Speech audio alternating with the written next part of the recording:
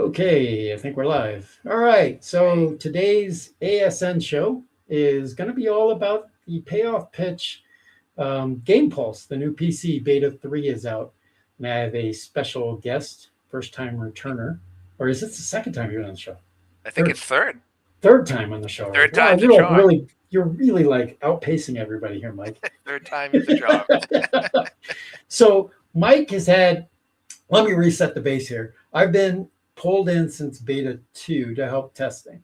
And so I've been lucky enough to take a look at this from Dana Dill, who is the developer. Obviously, Joe Bryan is the owner of Payoff Pitch, but this is the PC side of it.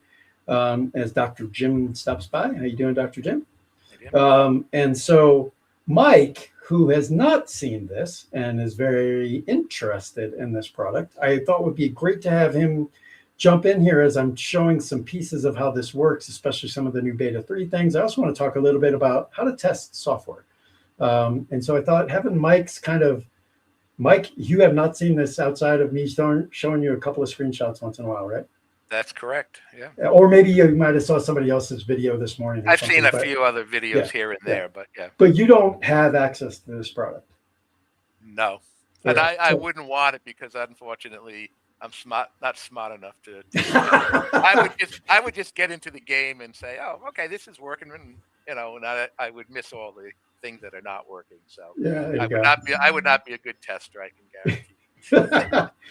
Well, I think that it's good to have people who do go through their stuff as what they would do with the stuff. But obviously, it's important to make sure we hit all the things that are being, because who knows? Everybody's. We all say we all have our own universes, right? We all do our replays a little different. We all attack our seasons a little different. And I think what everyone's going to love about this product, especially, is that it's got a lot of cool little things that we've all been asking from other products out there. So let me just jump right in and start talking about what's out here.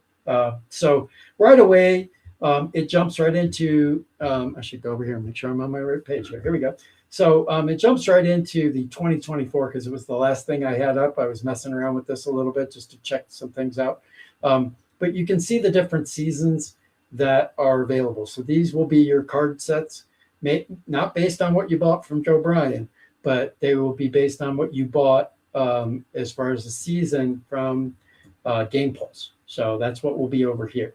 So right now, they just as testers gave us a bunch.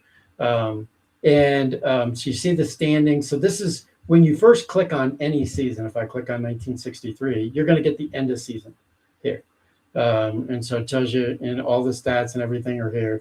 If you just wanted to play an exhibition game, you could come up here and hit play new game, and you're going to get an exhibition game between two teams. So if you just wanted to play a one-off, that's how you would do it.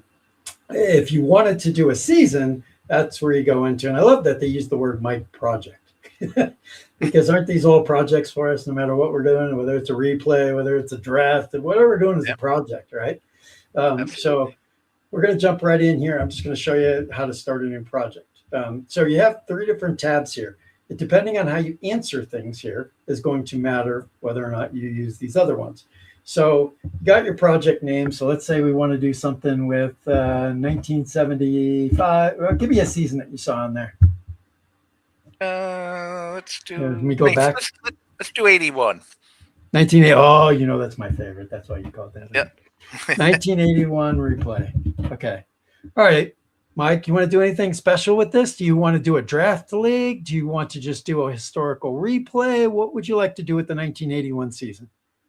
Let's do the historical replay. Obviously, that was the season where it was split and you had all kinds of controversy. Yeah. Where teams, if you took their combined records, they were really good, but they weren't good enough because they didn't win one of the halves. Okay. So let's go ahead and grab 1981 here. And you can see it automatically takes us to opening day. April 8th, 1981 was opening day for that season. Now what are we, March? We're playing baseball? Jeez almighty. You can take this and say, well, how many times have people talked about, I want to just do the last month of the season. I just want to do the last few days, that excitement of that pennant race that might happen. I don't want to go through the whole thing. But when you do that, what happens with those other games that are out there? And this I definitely can say I've never seen in any other game.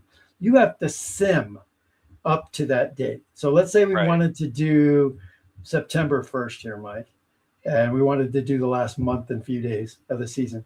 What all the other softwares would do would sim it, right? So now you don't have the real results, you have sim results, right? Right. This is real results up to September 1st.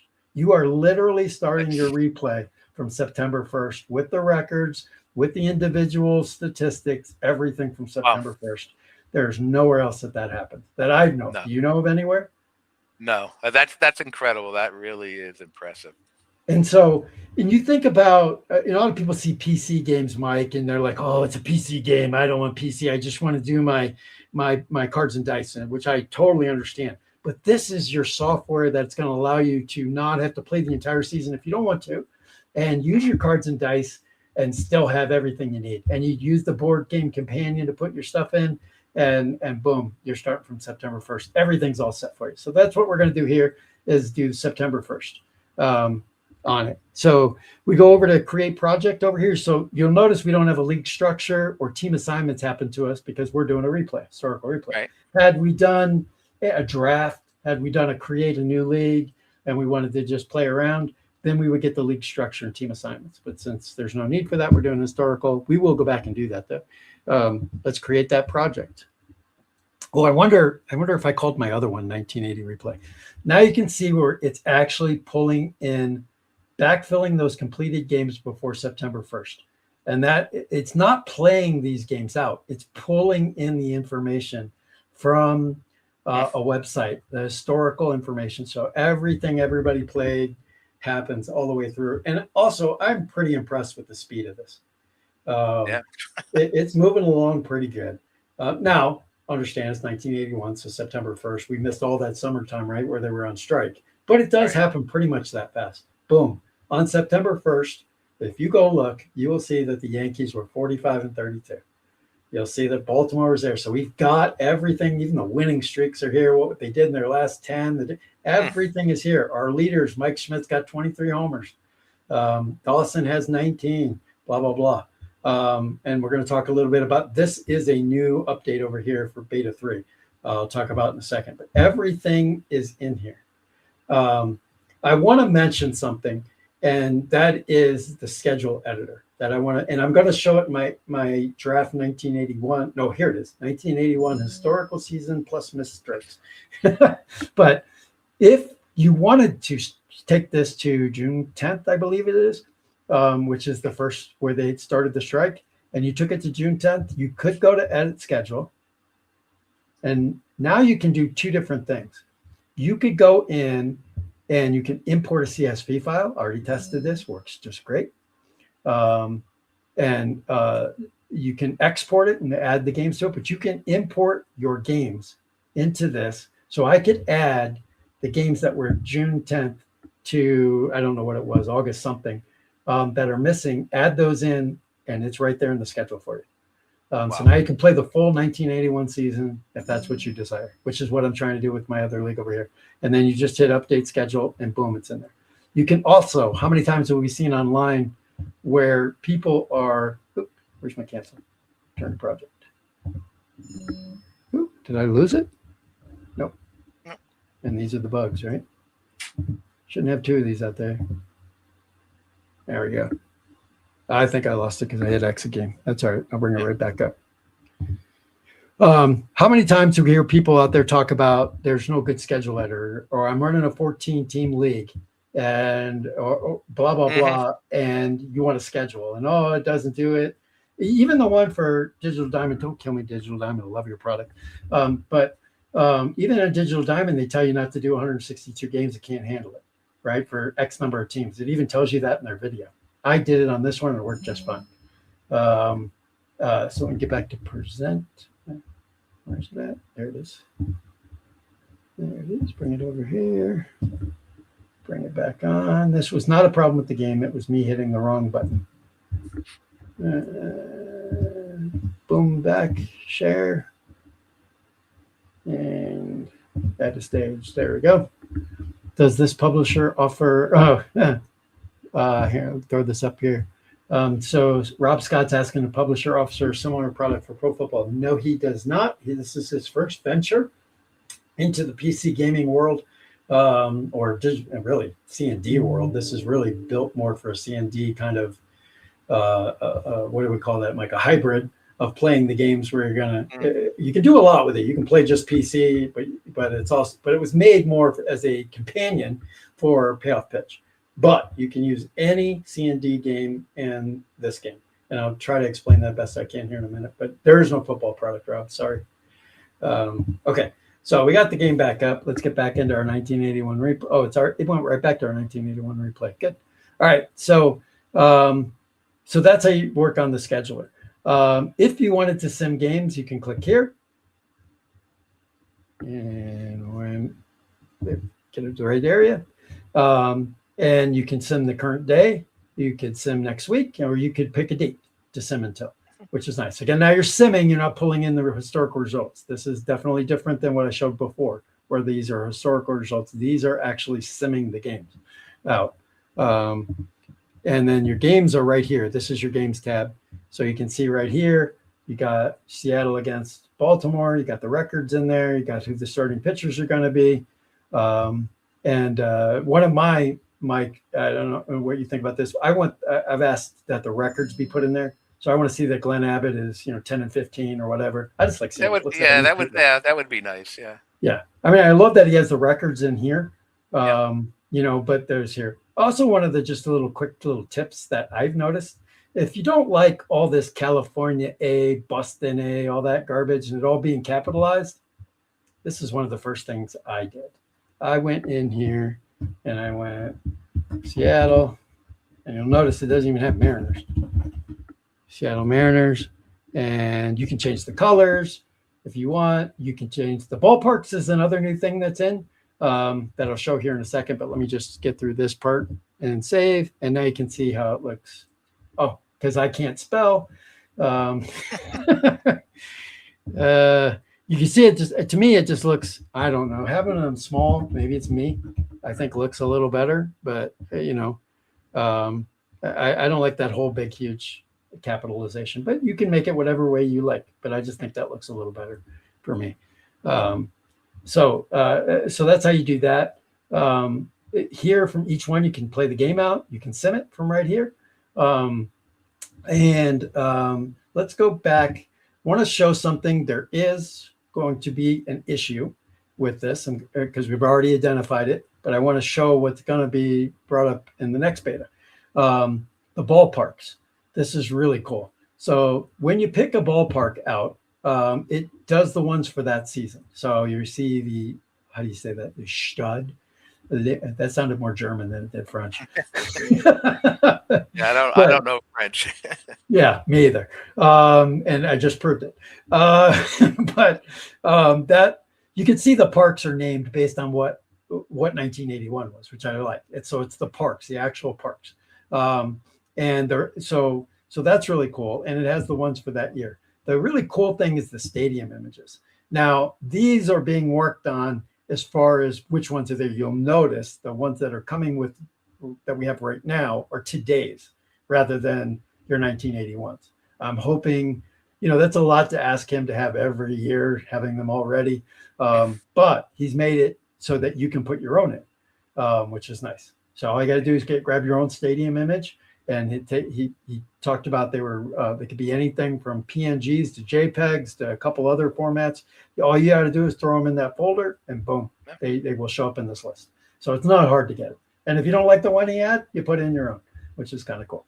I know that we can do that with like Digital Diamond, but they don't look as nice as they do on here, and I'll show you. They just don't look as nice. So I know this is the Kingdom, so of course we don't have the Kingdom here because we're talking about today's parks. But let's take a look at T-Mobile, which is where the Mariners play. Now, this is the part that's not working right now. You're going to see it happen in the background, which is unfortunate. But if the edit positions, this window that's in the background will come to the foreground in beta 4. So next week I'll show this working. But on there, you're able to literally click on each position and move the player to where you want it to show on the screen. Hello, Digital Diamond. Again, I love you. Don't get mad at me. But on Digital Diamond, that's a pain in the butt because you have to click on P and then move it. Then go up to the top, click on C, and then move them where you want.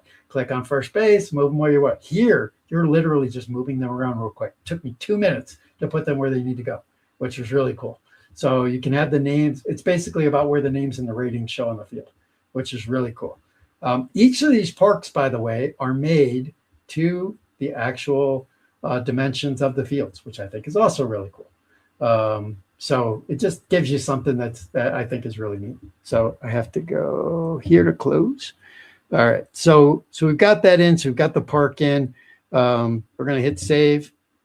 And let's go. Oh, you know what we need to do is Baltimore, though, because the game's in Baltimore. So that's because I'm anal, Mike.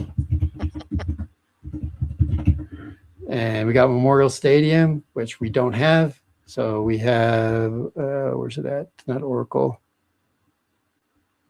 Camden Yards. Yeah, Oracle Park at Camden Yards. Oh, it is called Oracle. Yep, Orioles right there. Park. Orioles Park. Orioles Park, yeah. Oriole Park at Camden Yards. Okay, so let's save that one. I hope he's got the positions right because I can't move them. So we're going to save. And now we're going to come back in and let's pop up on the game. September 1st, 1981. All right, so the first thing you're getting is the lineup cards. I'm going to warn you, at least for me, maybe it was because it was a custom league that I was playing with. I was losing all the batting averages. They were all going to 000 for some reason. So Dana's looking into that. But take that away. You can look at the replay stats or you can look at their season stats. And right now, of course, everything is the same because we haven't played a game and we pulled in all the historical stats. One of the things that I'm asking him to work on is the DH. It's not intuitive to hit the back button and make sure that you use DH roll is set. Now, it does look like this is working if you do a historical replay, not in the custom replays.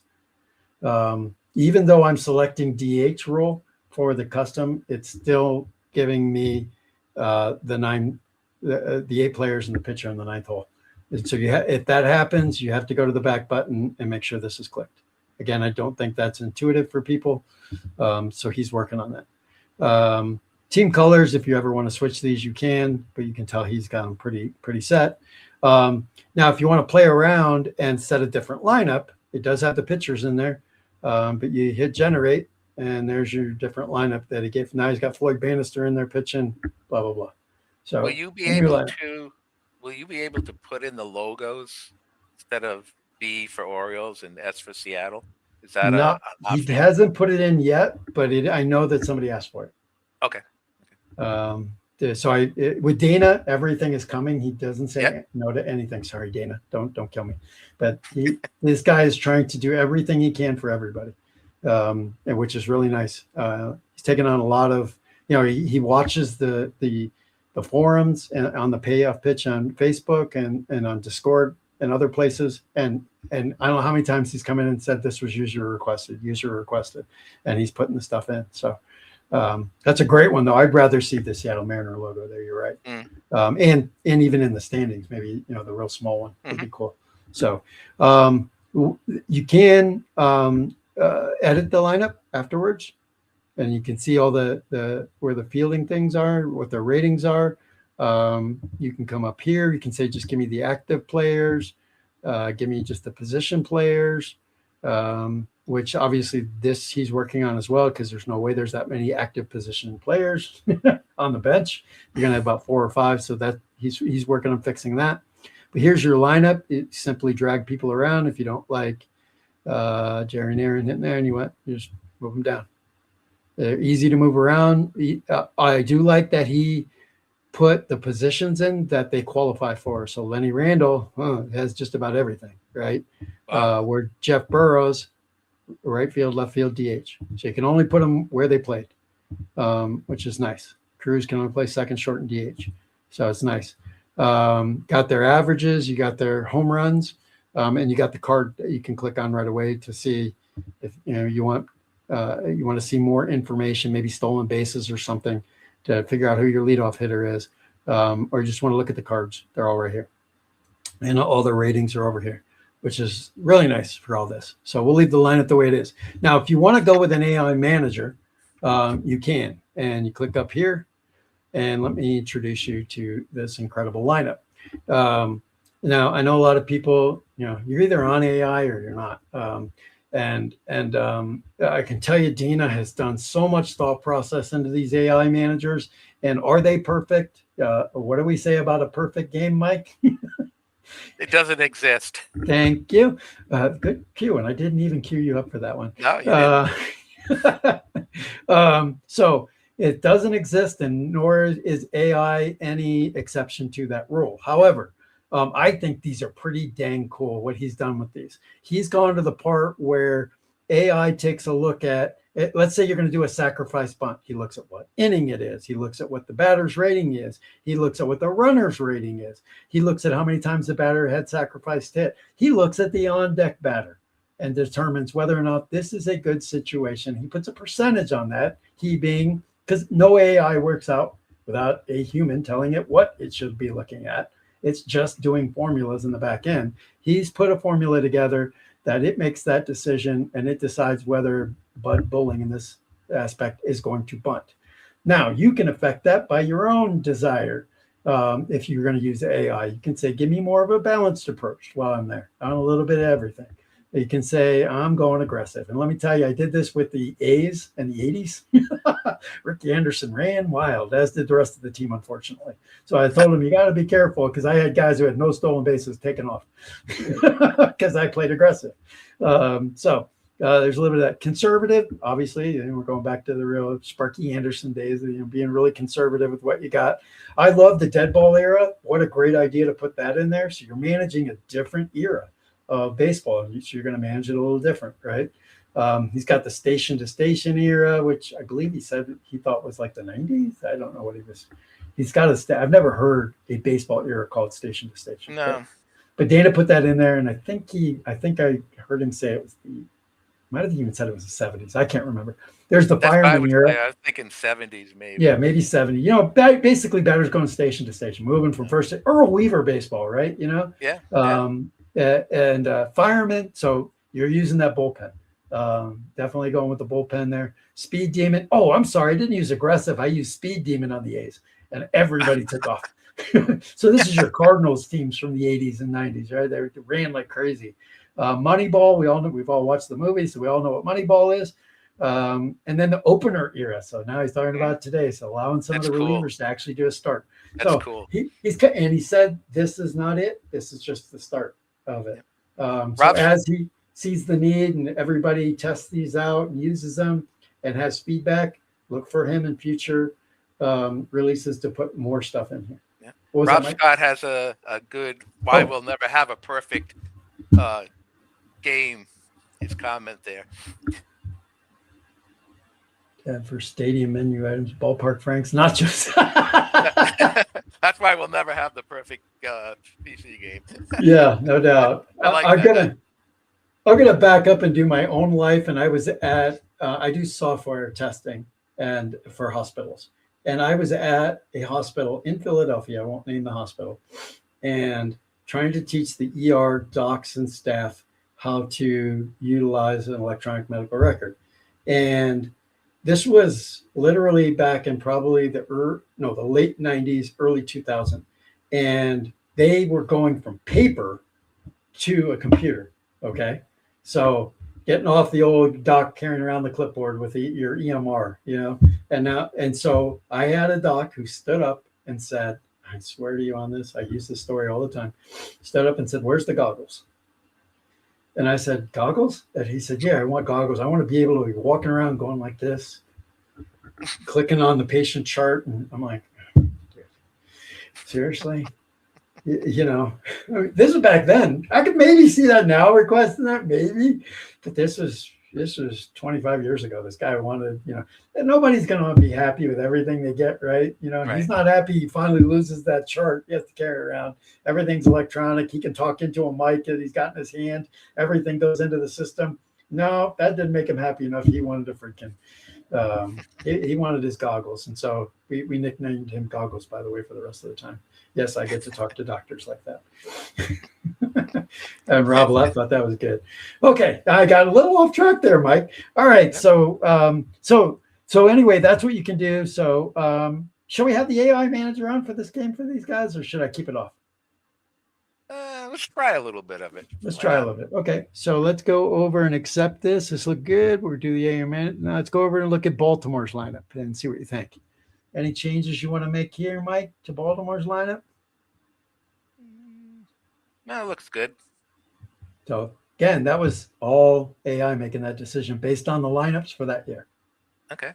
I like it. Bumry, Dower, Singleton, Murray, Lowenstein. I might put DeSenze in the 5 spot, but I'm going to leave him there.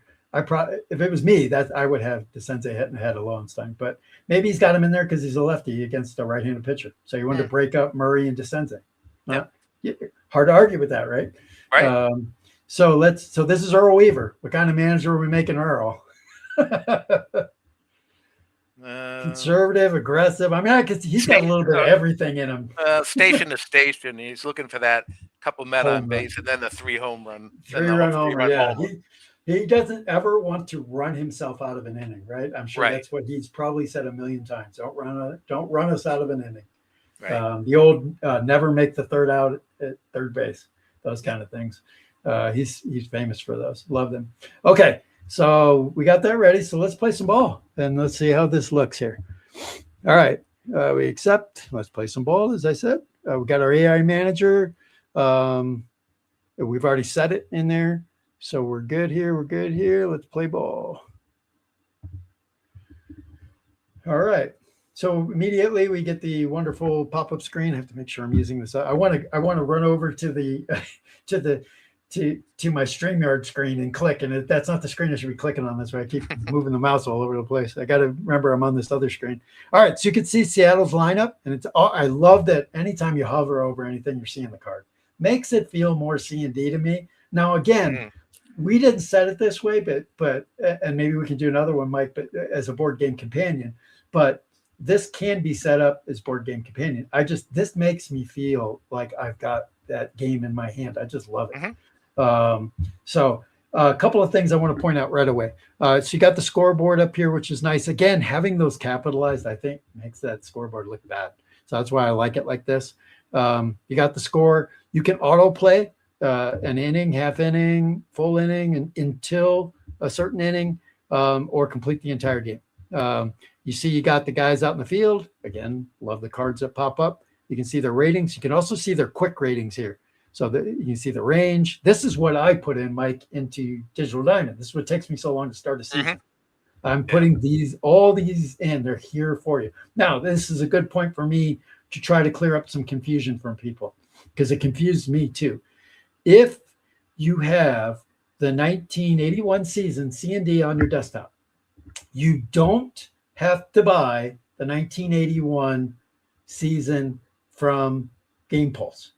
Okay, you can still play 1981 season. It'll still be available to you. What you won't get is these ratings. You won't be able to sim any games because you don't have the ratings. Okay, so that's the things it takes away from you is the sim capability and the ability to quickly see these. There was a great question, and I really wish I could give credit to where it should go.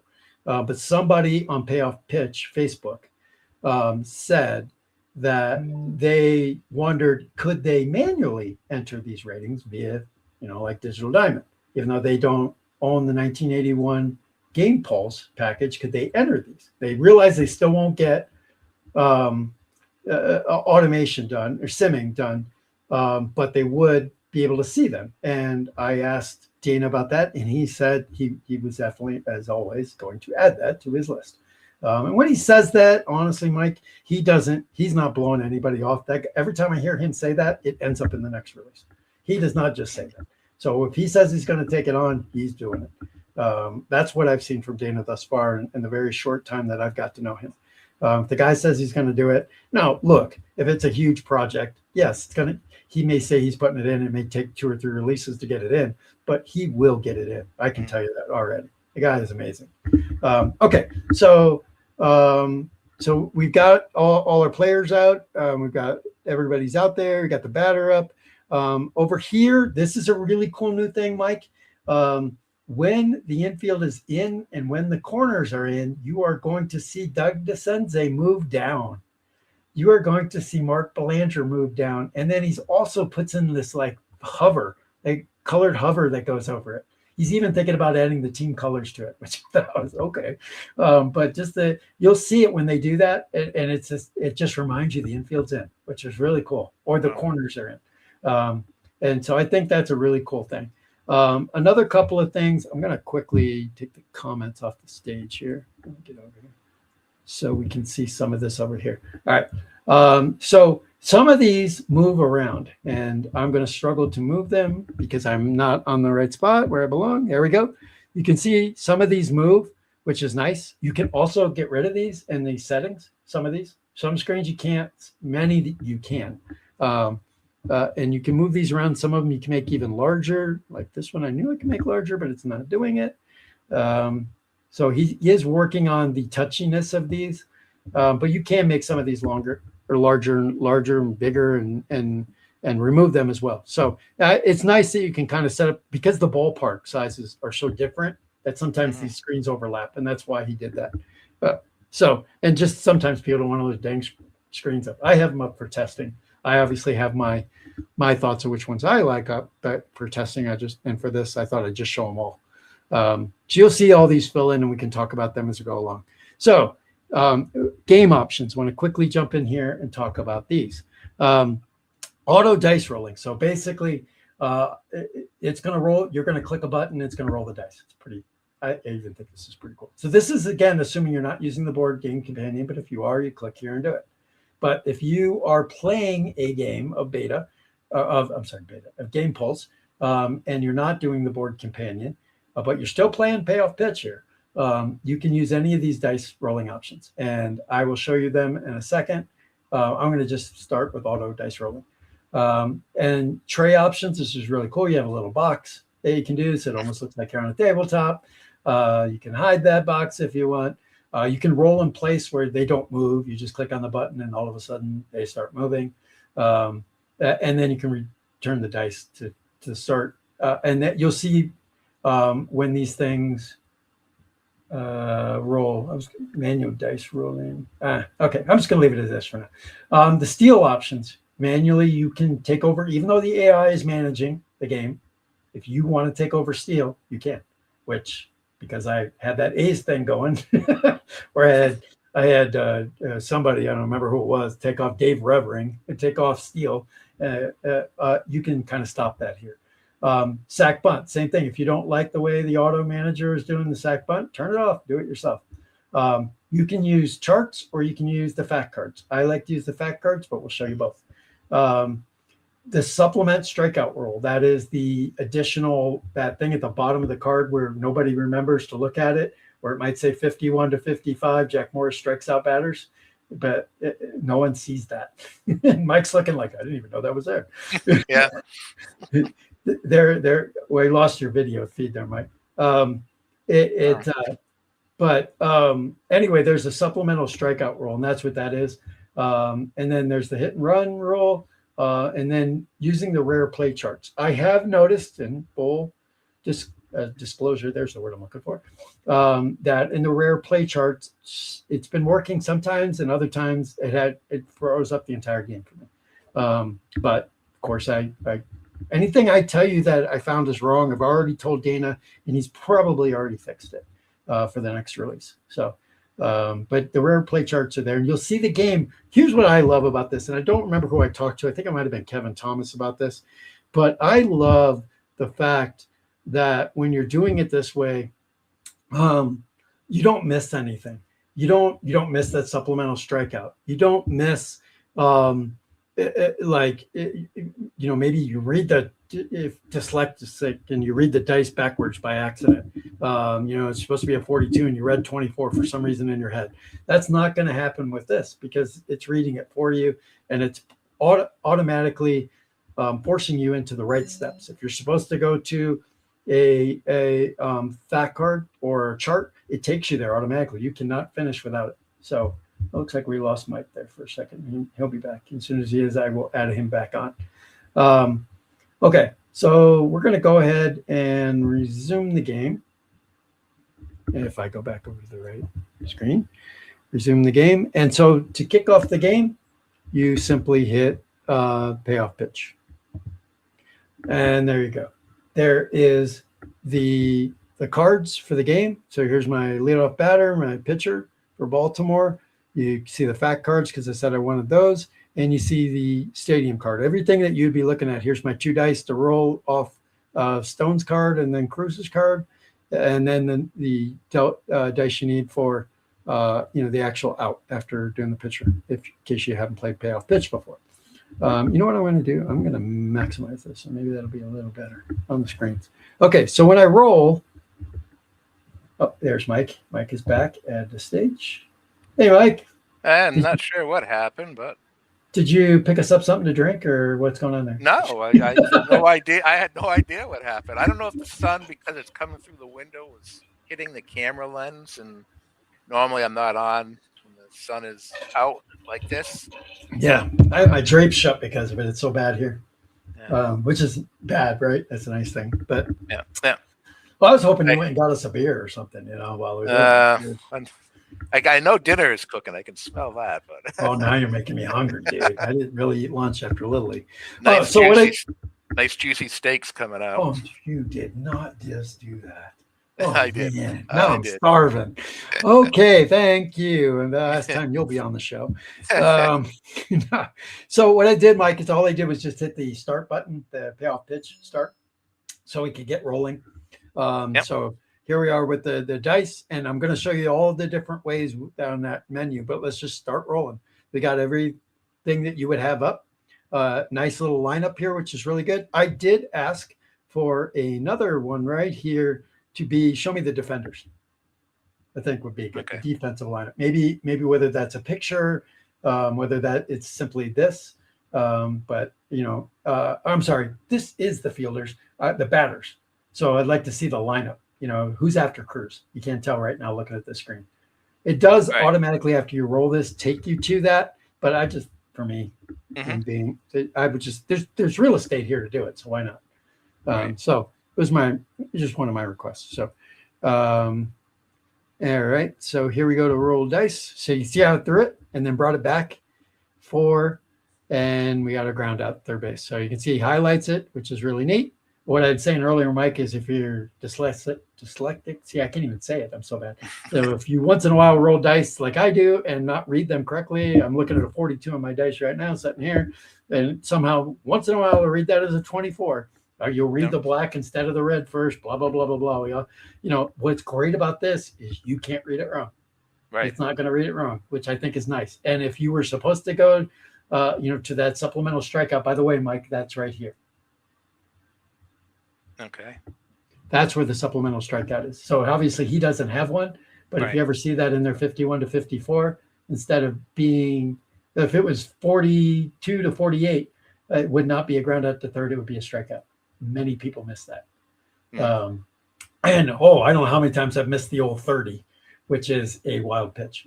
Okay. Yeah. And you're not going to miss it with this. So for me, I like that. That's just when you think about one of the positives. I think that's a positive. So, all right, we got a ground out to third. We click ground out to third, and I again did it. I clicked on the wrong screen. So now it does pop us back to that lineup so I can see Simpson is next. But I like it on that other. I would really like until the inning is over, maybe show this at the end of the inning, and keep that other screen up until the inning's over. But give me my Mariners lineup in that space. This is really, I'd just like to see this added to that other screen. All right, so we're going to, so we saw how that threw the dice. So let's do this one instead. And resume game. I love that you can switch throughout. You can go back to board game companion right now if you wanted to. You can fly around in all different ways. Okay, so now we're going to roll dice. Now you see it's rolling them one at a time, I think was the difference. So now we have flat at the center. So that's done.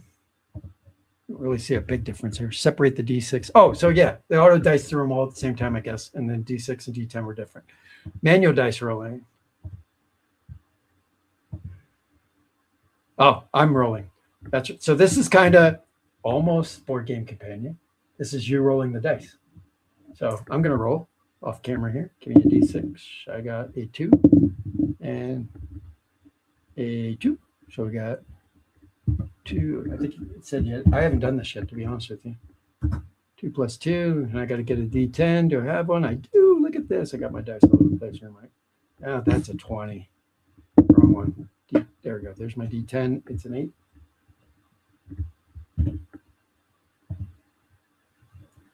So now we're looking at this is where my screen popped up the other day and really got filled out. So you would have to have the game in front of you. This is really Board Game Companion. He needs to kind of highlight that out if you're not doing Board Game Companion, because I don't know if this is an outer hit. I'm kind of relying on them to do it with the cards. So this is something that's got to get fixed. Let's cancel. Woo, good. It froze on me earlier today when I hit cancel. So we didn't get that. Let's go back. This should say Board Game Companion only, and probably grayed out if you're not doing board game. So let's go to manual rolling dice. Roll all dice and fact. See how that looks. No, it says manual. Worries me. Yeah, it's now frozen. That's not good. So maybe it did freeze up. You know what? I think when I did undo last play, because we're not doing anything big. Here we go. Here's the other screen. So now you got this one. I thought I used this mic in the beginning exclusively. I thought it was really cool. So you got the batter pitcher relationship here. And you got the dice rolls. This is the one that if you don't know how to use payoff pitch. Oh, I think I lost your video again. Unless you did that on purpose. Yeah. What's going on? All right, there you are back. There we go.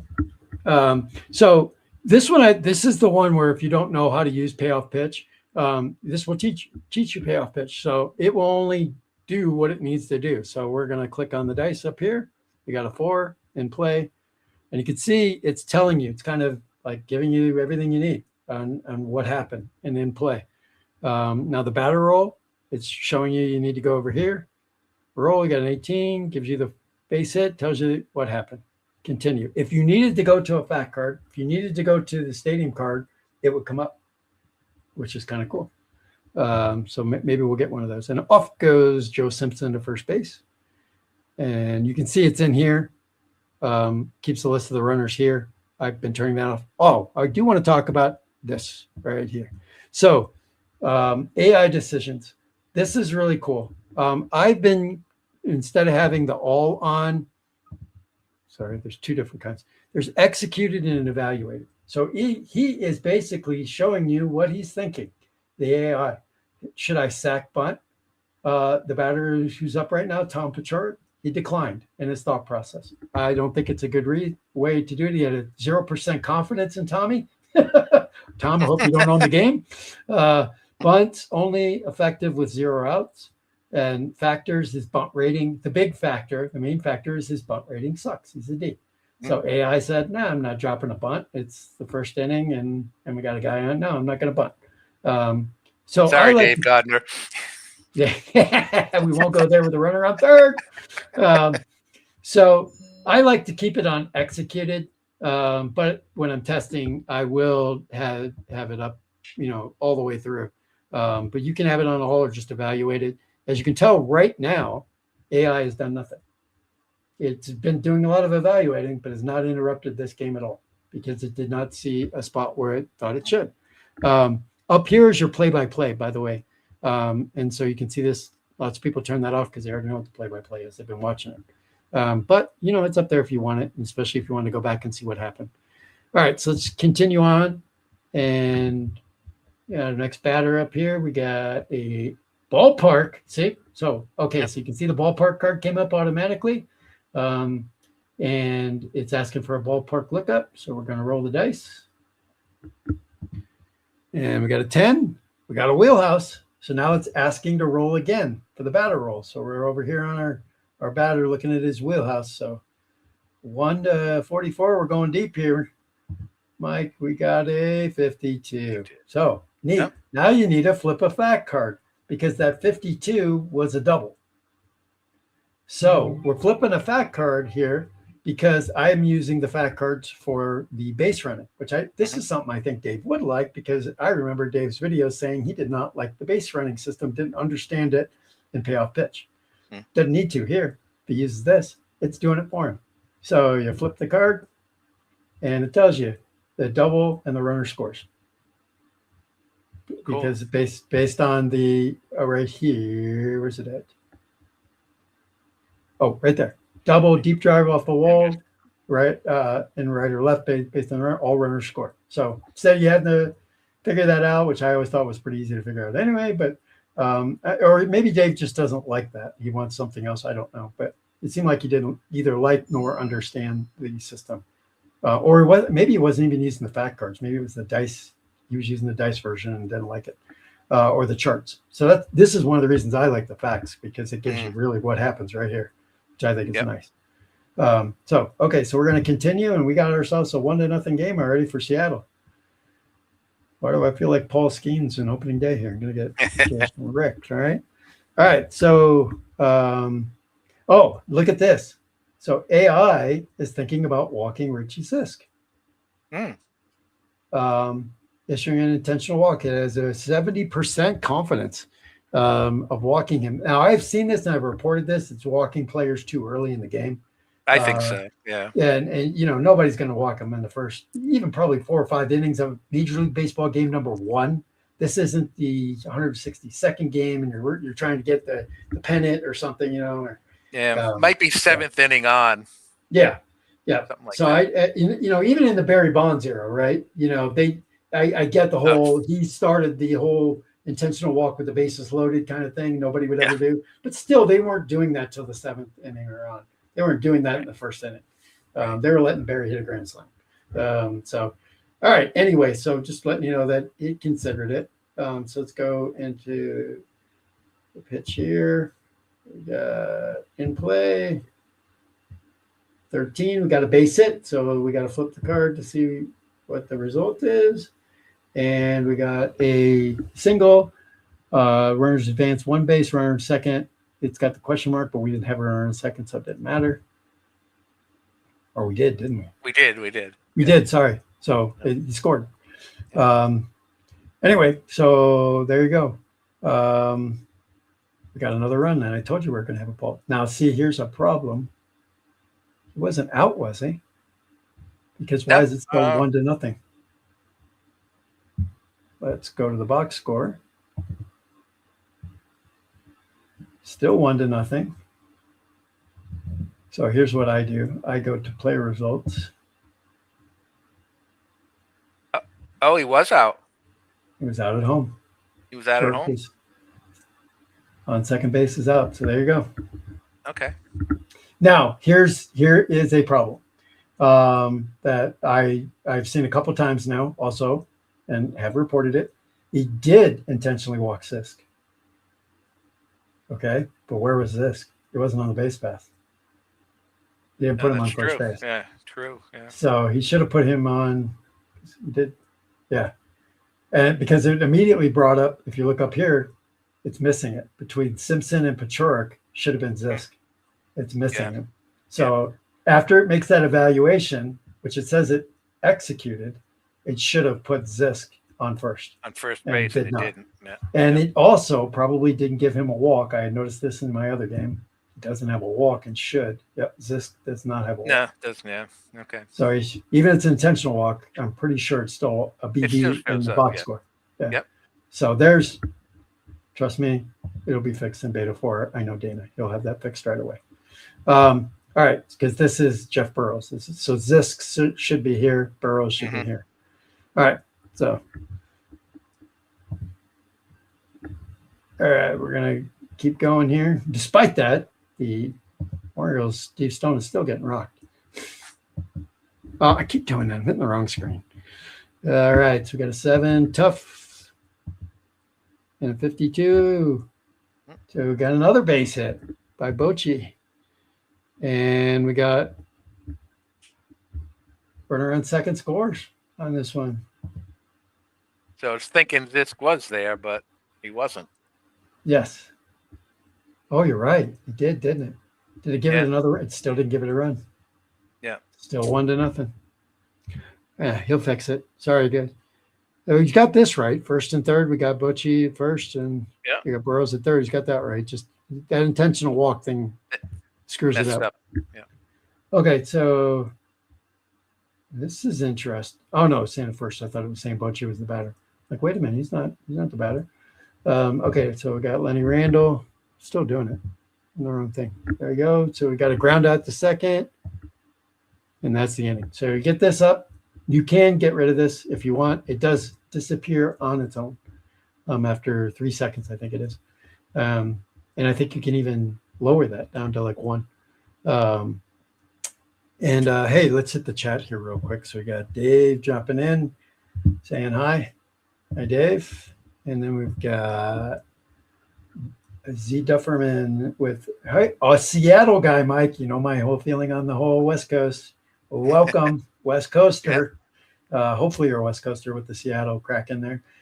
Looks like a great travel game when you're out of town. That's another great idea there. Is the only thing is that if you're trying to do a replay or you're in a project or season, you had to be using this, else you're not going to have your statistics, right? You know what I mean? You can't just jump into this and hope it's got all your manual statistics, you know.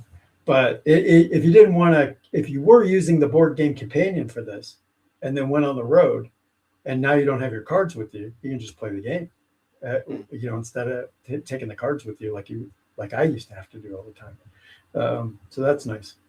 Okay, so let's go to the next inning. Oh, you know what? I want to cancel that real quick. I want to show some trays. Let's use the show box.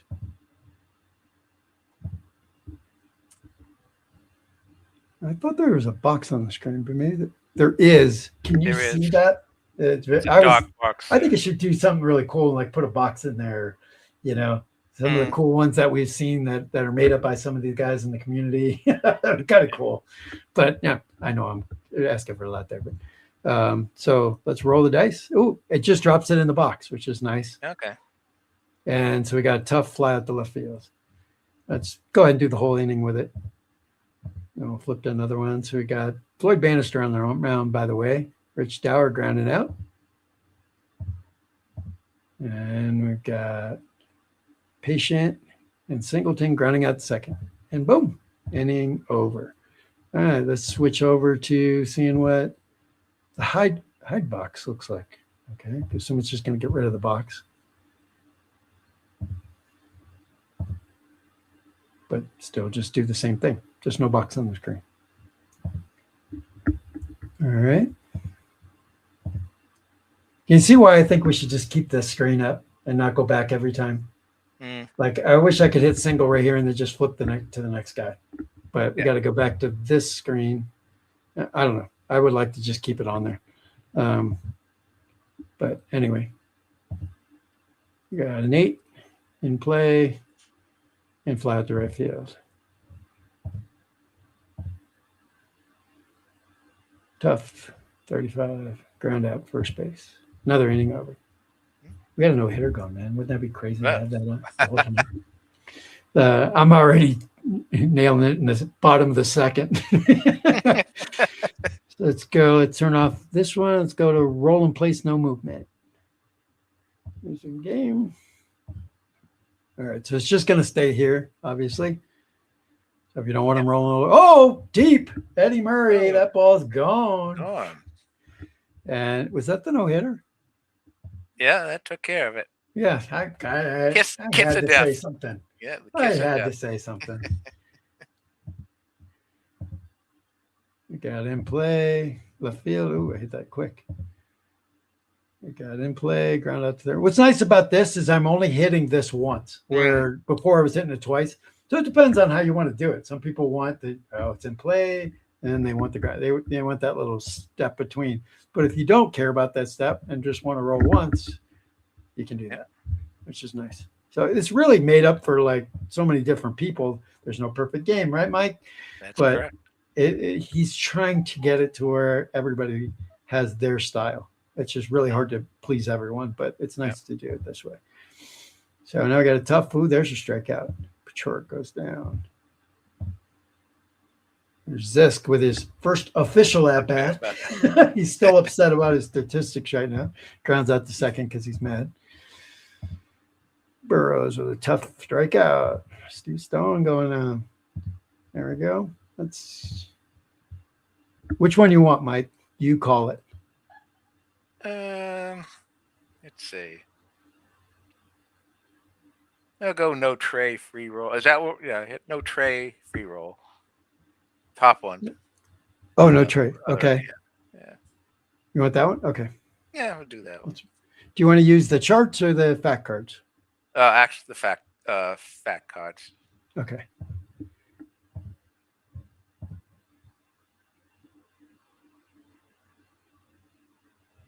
That's cool. Double for Dempsey.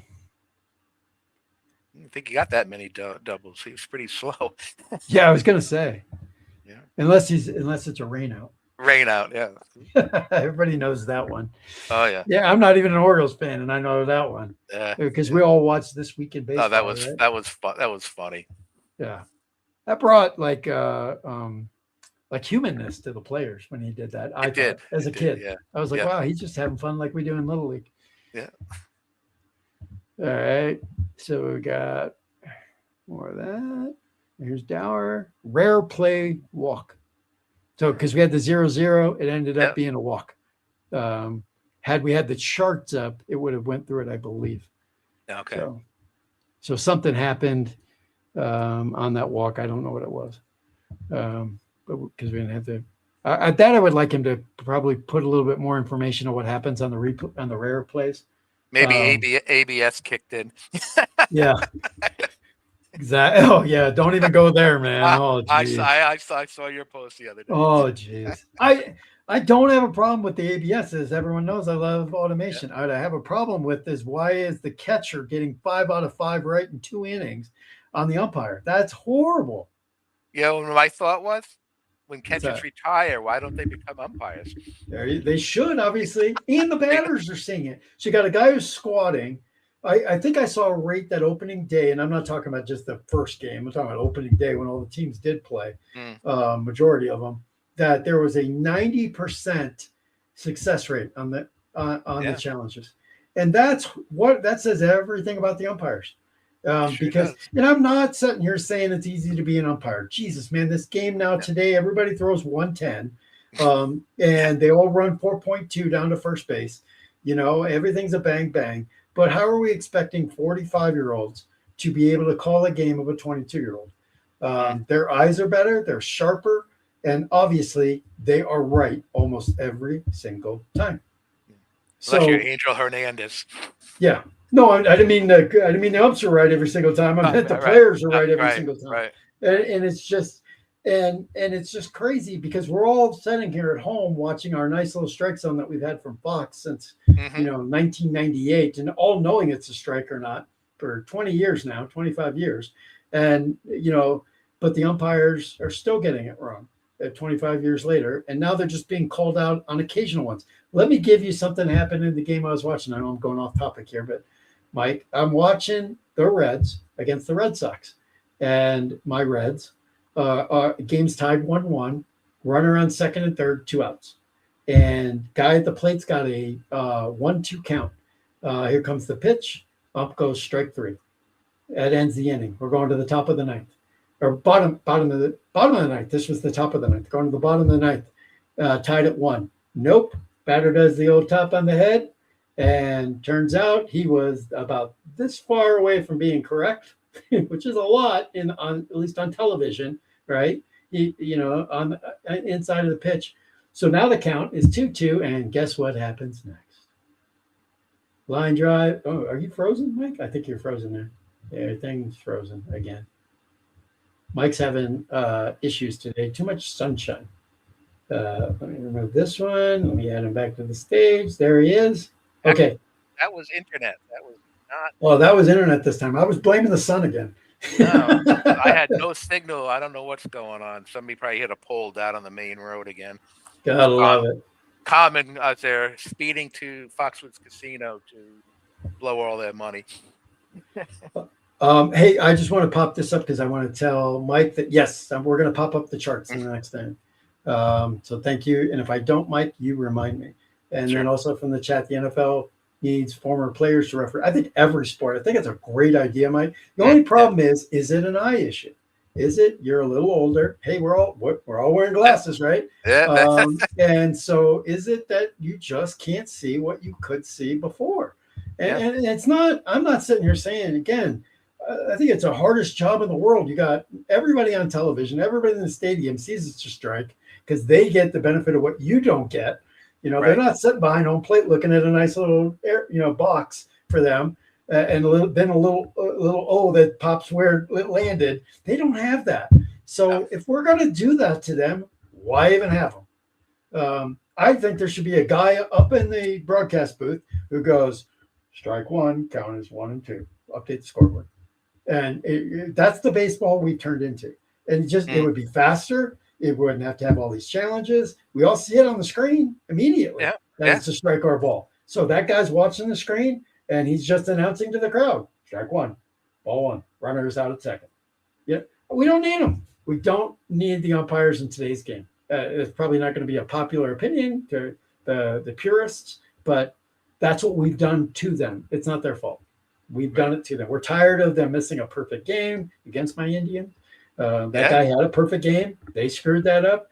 That sometimes, and then not what I was saying before you went off camera there, Mike, was so the count is 1 and 2, and he does that challenge. He's right, of course. It was off by a good amount. Now it's 2-2, and guess what happens on the very next pitch? Base hit, left field, 2-run score. Red Sox win 3-2. 3-1. Which is fine with me. And actually is fine with me because they got it right. They got it right. Last year, the Reds are tied 1-1 going to the bottom of the ninth, because they would have walked off the field. There isn't, Right. So I don't have a problem, but my problem is if we're going to do it, we're half-assing it. Major League Baseball, you're half-assing it. You're embarrassing the umpires, and these are human beings, by the way. You're embarrassing the crap out of them by having them set on the field, and they can only get it wrong. Right. You know what I mean? Yep. Nobody says, "Oh, the umpire got it right." Occasionally you hear like John Smoltz or somebody say, "Oh, I can't believe he got that right." They even say that. I can't believe he got it right. But why even have them up there? If we've got the replays being shown to the public, it's shown on the stadium monitor. Everybody in the park, everybody on television knows it's a strike or the guy's out. Why are we embarrassing umpires? It does not make any sense to me. Just get them out, take them out, let it go. Unless you want them to just sit there and just go, strike. I don't care. You're gonna challenge me anyway, if I'm right or wrong. But it just seems it's worthless. And then I also don't like that they only give 2. If you mess up. So and that happened in I think it was the Indians game. Or I keep calling the Indians, the Guardians game, where they got one wrong, or they got 2 wrong early in the game, and in the 8th inning, they needed it. And the umpire was wrong. Yep. So now when the game doesn't matter as much, I know you can make arguments all day long, but the game doesn't matter as much in the 1st and 2nd inning. Sure as heck matters in the 8th and 9th. And the umps missed the call in the 8th and 9th. And so what? We're only correcting the first 2 innings? So I mean, if we're going to do it, let's do it. If we're not going to do it, let's not do it. That's my opinion. Yeah. And it's not popular, I know. But that's why I put that post on Facebook, because I can't take that. I can't take a half-assed attempt at anything. You either do it or don't. Put the umps out there and let them play, and we can all talk about them in the game the next, in the press conferences afterwards. And they screwed up a no-hitter, they screwed up a perfect game, whatever the hell they screwed up. But literally, why would you want to be an umpire right now? You're only going to get embarrassed when you're wrong. Right. So anyway, let's move on. I digress. So let's, for Mike, get our options up to show charts. And I'm going to be honest with you, not something I've even tried yet because I'm a fat guy. And what I was trying to do wasn't really about playing the game as much as it was testing out other things. So, and other guys had already tested out these charts. So I didn't see the point for me to be using the charts. So, but I want to do it here because we got some people who are chart people. So here we go. And why did you leave a fat card up if we're using the charts? I'm not sure. Guess we'll find out. So we got a 5, tough, and 4, we're going to strike out.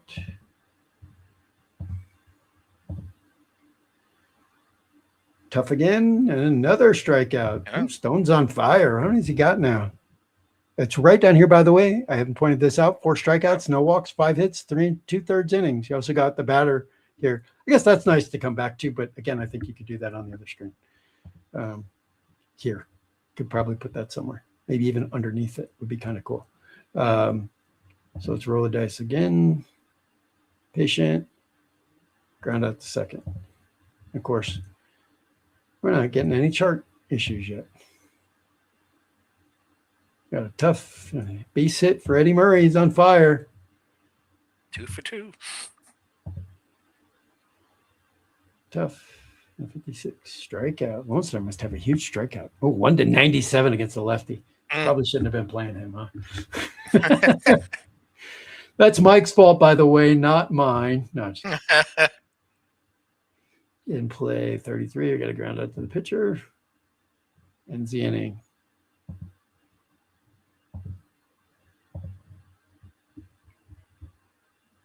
Ballpark. Wheelhouse. Flat to center. Should it gone? No, that's not a chart. Chart's going to come up for the ground ball advancements, right? Trying to think of the chart because I haven't used them in so long. I've actually got them sitting right here next to me in this cart. So roll the dice. 6. Walk. Off he goes. Ooh, Julio's on. He didn't steal him. Surprised. Julio's a B. Got a 6 jump. Surprised he didn't steal him. And what are we in at the 3rd inning? 5th inning, top of the 5th. So surprised he didn't steal him. I would steal him. Would you steal him, Mike? If you were the manager? Yeah, probably, yeah. I don't know. Maybe I'm thinking of other years, but a B? That's pretty good, yeah. Oh, there we go. There's his card. How many did he have? 48, right? Is it? 43. He had 43 stolen bases. I definitely would have sent him. Yeah. So anyway, but what did we? That's Seattle. What do we make Seattle balanced? No, you made them. Would you make them?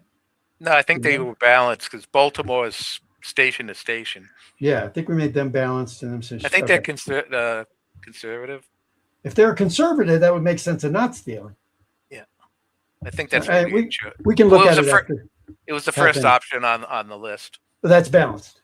The balance. Okay, We can look at it though. I can show you where you can see that. So 18, we got to fly out to center.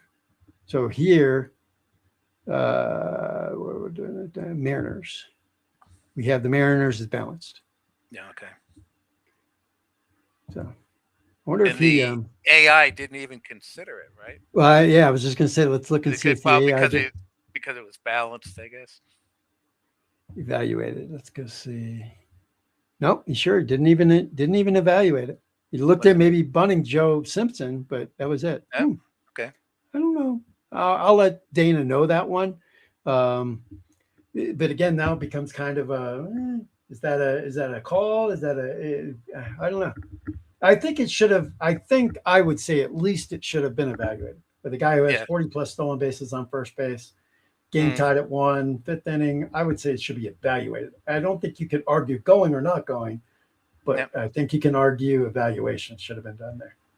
So I had to figure out how he even puts a person into evaluation. Any perfect games out there, Mike? No.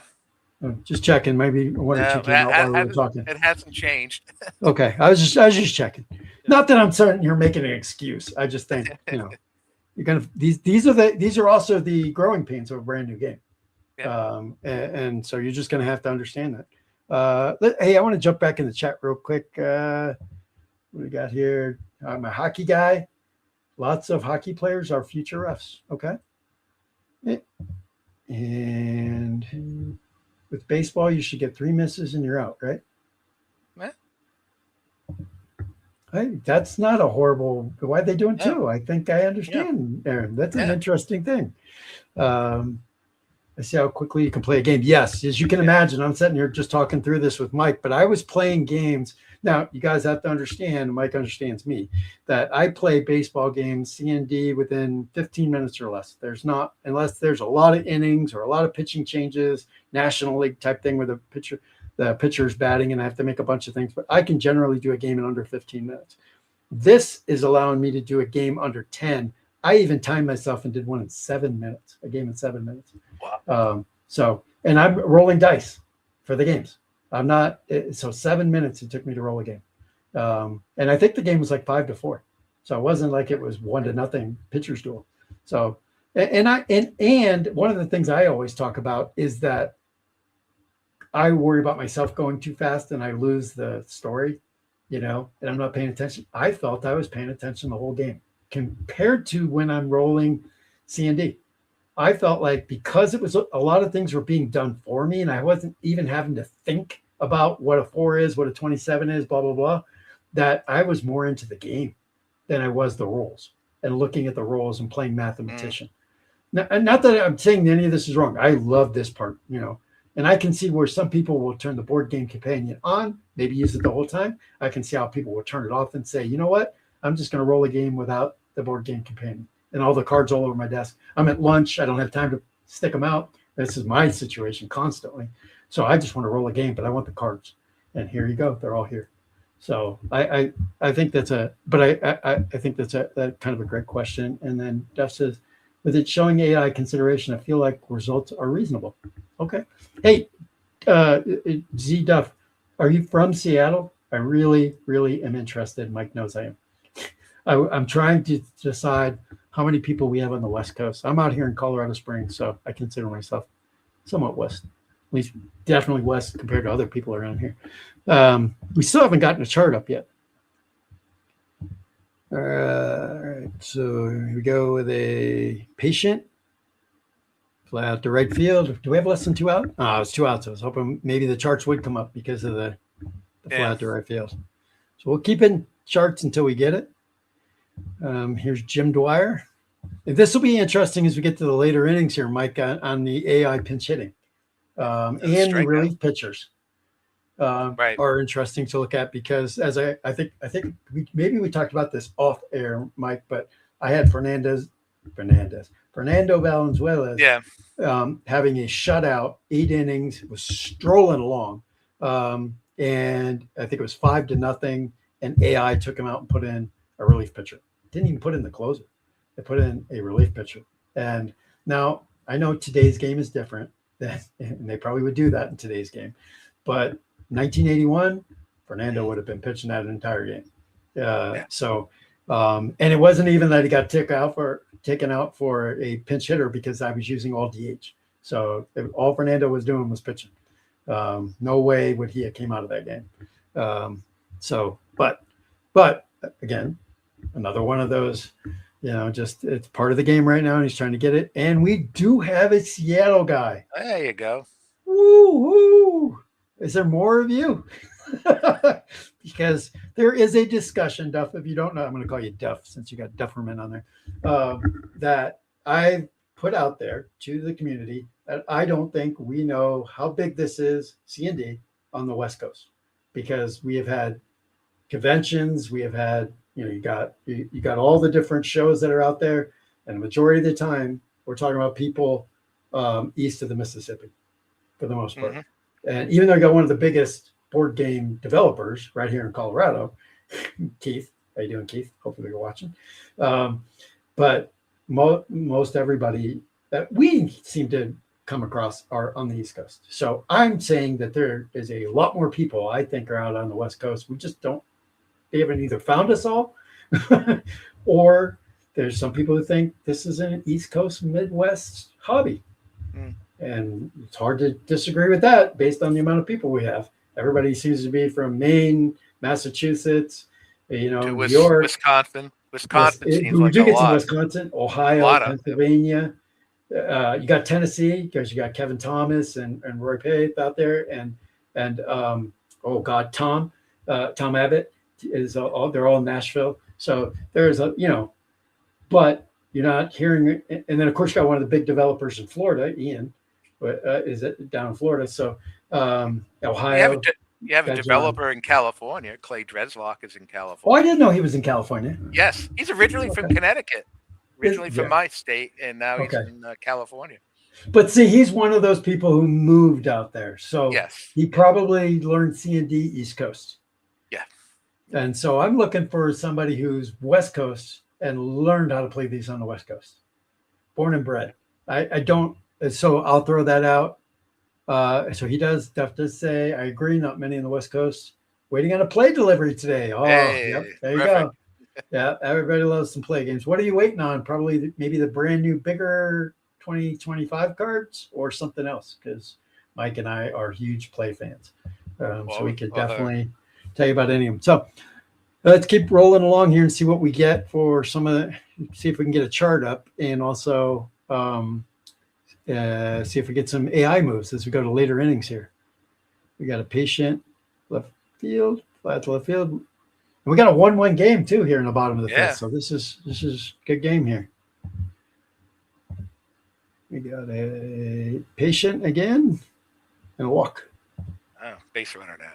Now we got some decisions to be made here. So we got Mark Belanger on first, Al Bumry at the plate. This could be a potential. You should at least look for a sack hit here, maybe. That's 2 outs though. Oh, is there? Yeah. Oh, thanks for keeping me honest. So if we do, there's a problem. But hopefully we won't. Okay, so here, would you run Belanger? He's a C. I don't think he'd run Belanger. You don't want to run your. And we made sure we had station to station, so Belanger should not run. Right. Because we got Earl Weaver doing station to station. So let's see if he goes. Doesn't look like it. It would have said something before this. So we got Tough 51. Ooh, we got a base hit though. Oh, let's see where he goes. Yeah. So what is this? You know what? I don't. One of the things I do get rid of is visual.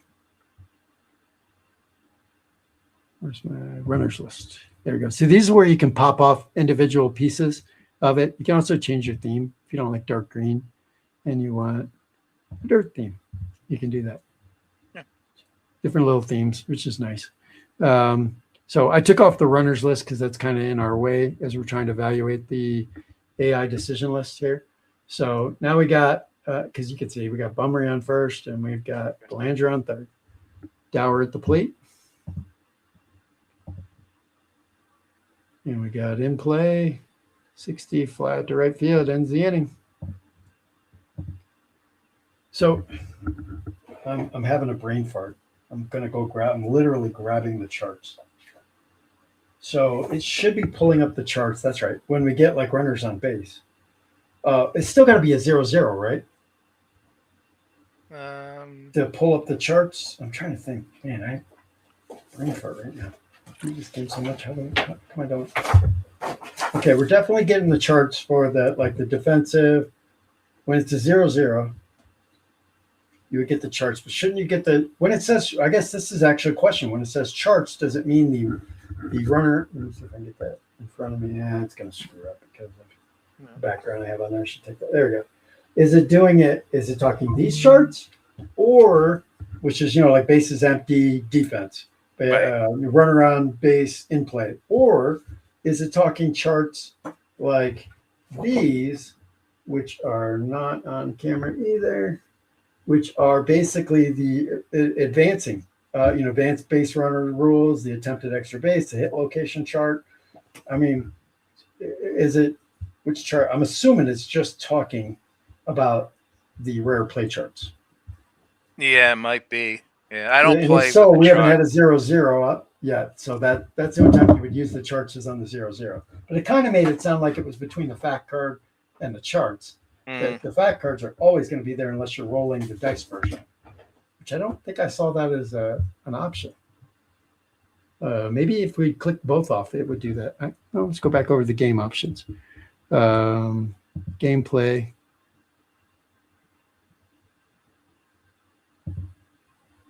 Auto steal, manual steal. So yeah, you only have charts or fact cards as an option. You don't have dice as an option. Oh, that's the sack bunt method. I did not pay attention to that. Oh, I like this. I like the blue on top of the brown. It's making me pushing things out a little more, at least for my eyes. Yep. So it's only on the sack bunt lookup method. I was thinking the rare plays chart. Because obviously 0-0 wouldn't be on the fact cards anyway. What am I thinking? So it's only using charts for the sack bunt lookup. So what is a chart for the sack bunt? I always use the fact card, so I don't know. I do too. I do. So maybe who was it? It was the Mike. Darren, do you know what it should be showing for? Because I'm looking at mine right now. Injury chart, pitching, resting chart. Steal. Stealing would be interesting to look at too, Mike, because it has the steal charts. You got 0. Mm-hmm. You got the different ones for that. So that would be interesting to just use the chart. Oh, here we go. Sacrifice bunt. I just found it. So it looks at a result of A through F. So for sacrifice bunt, you determine the fielder by rolling 1 dice. 1 to 4, it's the pitcher. 2 to 6, it's the catcher. 3, it's first base. 5, it's third base. And then the result is A through F. I don't know where it's getting the A through F. It's probably the batter's rating, A through F. Bunt rating. Their bunt rating. And then there is put out, DP, lead runner, sacrifice hit, miss, and air. So based on the number you roll. So that's the chart, which again, probably can't see it. And I'm not going to try. That's the chart that it's talking about. I've never used that. I don't either. It does. I think it's just so quicker to play the other one, but let's leave it up and see if we get it. So we're looking for it in a bunt situation. I was looking for it in the 0-0. I was taking the wrong charts there, man. Okay, so we got Burrows up here. Oh, we got a relief pitcher. Tim Stoddard's in the game. Now, I would like it to announce that somehow on the screen, make you click it to say AI has brought in Tim Stoddard. I would even like it to say, do you agree or disagree? And have Stoddard run right back to the bullpen if you don't agree. And keep, because it's a 1-1. Yeah, it's a 1-1 game, the 6th inning, 1981. Yeah, Stone's in control, and Stone's one of their better pitchers back then. Yeah, I would have thought. And so you could have said no. I would like the option of saying no. AI, AI thinks we should bring in Stoddard. I said, and you can either. I think you should be able to agree or disagree. Mm-hmm. Yeah. I think that would really add some fun to the whole thing. Is to have that in there. So anyway, we got Stoddard in now, and he plays out, gets Burrows to fly out, and I'm again on the wrong dang screen. There we go. So next up, we got a patient in the ground out second for Bruce Bochy, former Cleveland Indian, Seattle Mariner, California Angel. Did I miss any? I don't know if you played for anybody else. Anybody knows? Let me know. We got a little note from Duff saying base running is my biggest issue with payoff pitch. If you know Dave Gardner, he will agree with you. Yeah. But I like the system. I like that the system figures it out. I'll enjoy the game more. Yeah, and I think that's where Dave's going to fall. I really do. Dave's testing this, so I would love to hear what he thought. I haven't heard him say anything in his videos yet, but I would think that Dave will actually like that better. Because it is. Again, no perfect games, right, Mike? But I think that any game you have, there's something. There's the errors. Hockey, there's the penalties that are a problem in APA, right? Everybody bitches about complaints. There's always something that kind of takes away from the excitement on the field, if you will, which is your desktop, and has you becoming a math wizard. Right. And you're like, okay, was that a, left field? You're looking at all these numbers and next thing you know, you've lost the story of the game. That's how I feel. And so to have a thing like this to say, you can go to the options tab and pick out what bothers you about the game and say, do it yourself. Like for Dave, now it becomes a perfect game for Dave because he took away his biggest problem was the pitching. I mean, not the pitching, the base running. Base running. So, of course, I think it's introducing more issues with the AI because it's bringing Tim Stoddard when it shouldn't, but I digress. But that's because everyone understand I got the AI on. Had we not had the AI on for these two teams, like Mike could have been managing one and I could have been managing other, or you, if you're playing this at home by yourself, you could be managing both teams just like you would do on the tabletop. So you don't, this is whether you want to use AI or not use AI, it's up to you. And I think it becomes a little more exciting when you play against AI. So you're going to cover, you might be Seattle and AI does Baltimore, and so I think the better we can make it, the more fun it is that you'd be playing against somebody who is doing what he should do for the most part. So moving on, we got a wheelhouse deep to left field, but caught. Lenny was not going to poke that out of here. He might have blown it out of here, Talking about a guy who's only known for one thing, man, blowing a ball on third base. That, again, thanks to This Week in Baseball. Yeah. Him trying to blow that ball. That was against the Reds, too, I think. All right, so we got middle of the sixth now. And, see if he makes a pitching change here. Yeah, so we got Bannister has been in the game, but let's see when we flip over. Does he take Bannister out? He's only given up 4 hits. And he doesn't. Floyd stays in the game. So moving on, we got Tough and a strikeout. How many's he got now? He's got 4 Ks and one giving up that one home run. Was that Murray? Murray, yeah. Murray's 2 for 2. And who steps to the plate? Eddie Murray. Let's see what Eddie does. He gets a tough. Grounds out. First out he's made this year. All right. Bannister's looking to just make it another quick inning. Pop out the second for Lowenstein. Would you have pinch hit there for Lowenstein? Left-handed batter, left-handed pitcher, and all the strikeouts Lowenstein had? Probably. Yeah. Maybe at least took a look at the bench. Yeah. Let's well, see. He should never have been in the game. I agree. He didn't look at it either. He caught me napping. Yeah. He didn't look at it either. I think he should have. Yeah. I don't agree with probably pinch hitting 3, 4, 5. But I think you should at least evaluate 1, 2, 6 through 9. Yeah. I guess you could make an argument on 3, 4, 5, but I mean those are, especially back in 1981, those guys aren't coming out. They're not coming out now. Today's game, whole nother story. Anyway, here we go. So Stoddard's still in. This is another thing I've noticed. He pitches the relief pitchers about 2 or 3 innings. Now, 1981. Well, they did. Yeah. Yeah. You might have gone that. Goose Gossage would come in and get a 3-inning save. Yep. Raleigh Fingers. All those guys used to. Yep. Yeah. Sammy Stewart on this team used to pitch in serious innings. Yeah. Okay, so here we go with a tough and a fly at the center. 1 away. And Jim Anderson. Patient walk. So Anderson's on. Now what do we do here? Cruz up. So we're evaluating. This is interesting. He's done 2 evaluations at least. Yeah. Here on Cruz. I can move this down. He did 3. So he looked at should he pinch hit for Julio Cruz, and he came up with a decline, 7%. No eligible bench batter can play second base. Nice. Very nice. That's a great reason not to bring in a pinch hitter. Yep. A sack bunt declined. D rating. D. Yep. Yeah, not good. And hit and run declined. Okay. Standard play. I'm not sure what that means. A factor. The on base percentage is 335. Okay. For Cruz. So he's not seeing him as a contact hitter. Yeah. I would argue with that. No, I like that. But I would have bunted Cruz. He's a D. I would have thought I would have bunted Cruz, but I don't know I would have bunted Cruz as a D. Might have went with a hit and run, though. I was thinking maybe hit and run, but. Well, let's see what happens here as we roll the dice.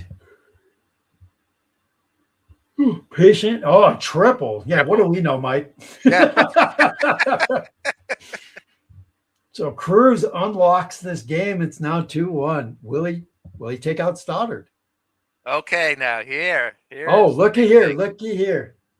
Yep. We're also looking at the suicide squeeze situation that Dave Gardner so loves. Yes. One out, and a runner on third. Check out what the infield did. Yes, they moved in. You got the infield corners. in and everywhere. It's got a nice little graphic showing Belanger's up, Gower's up, Murray's up, everybody's up. So that's kind of, oh, he pinch hit Casey Parsons into the game. Oh, yeah. So he kept Stoddard in though. I don't even remember that name, Casey Parsons. I got to be honest, I don't either. And I know 1981 baseball. I slightly remember him, but I bet he didn't have more than 50 at bats. Let's check. And he had 22. Okay. Did hit a home run. Oh. He can butt though. He's an A. Well, this is suicide squeeze for Dave. Dave would be on this. AI brought him in. If AI brought him in to do a suicide squeeze, I'm in love. Because that would be awesome. Pull off Casey Parsons off the bench and a bunter to pop down a suicide squeeze in a 2-1 game in the 7th. Oh man. Let's see. Well, did he go through it? Let's see. Oh, we've got nothing right now. So let's pop up. Stoddard stays in the game. There's Casey Parsons. I don't see a bunt happening. So it looks like he's going to let him bat. Grounds out the short. Oh, no. They were playing in. They got him out. So what happens? Did he hold the runner? Did the runner score, or did he hold them? Yeah, it should be going to here, right? No. No, that's on the basic, or not. I keep calling them charts, but the extra, whatever you want to call those, is where it tells you the runner did score. It did. If you looked at the card, it looked like it said that he scored. Okay. If you could go back to that card, I don't know if you can or not. No, you can't. Real quickly, I think I saw where he was going to score. So okay, I missed it. So I can't be an umpire. That's for sure. I'm not catching everything. Well, what a big deal! Casey Parsons, man, makes it 3-1 now. Yeah. We're going with Tippy Martinez on the mound now. Tippy he wasn't either close. He had 11 saves. It's close to a closer back in 81. Yeah. Pachorik at the plate. So this is interesting. Brought in a lefty to face it ready. Again, 1981. But he took out a right-hander to put in a left-hander against a right-hander. Yeah. I'll give Earl a call later and see if he would have done that. All right. So let's see what happens here. We got a patient and ground out short. And that'll end. Oh, no, it doesn't end the inning. Oh, so it was a fielder's choice. Or no, it looks like it was just a ground out. Short to first. So went up over the middle. Didn't get a force out at second. So it's like a G6A, if you will, if you're a stats person.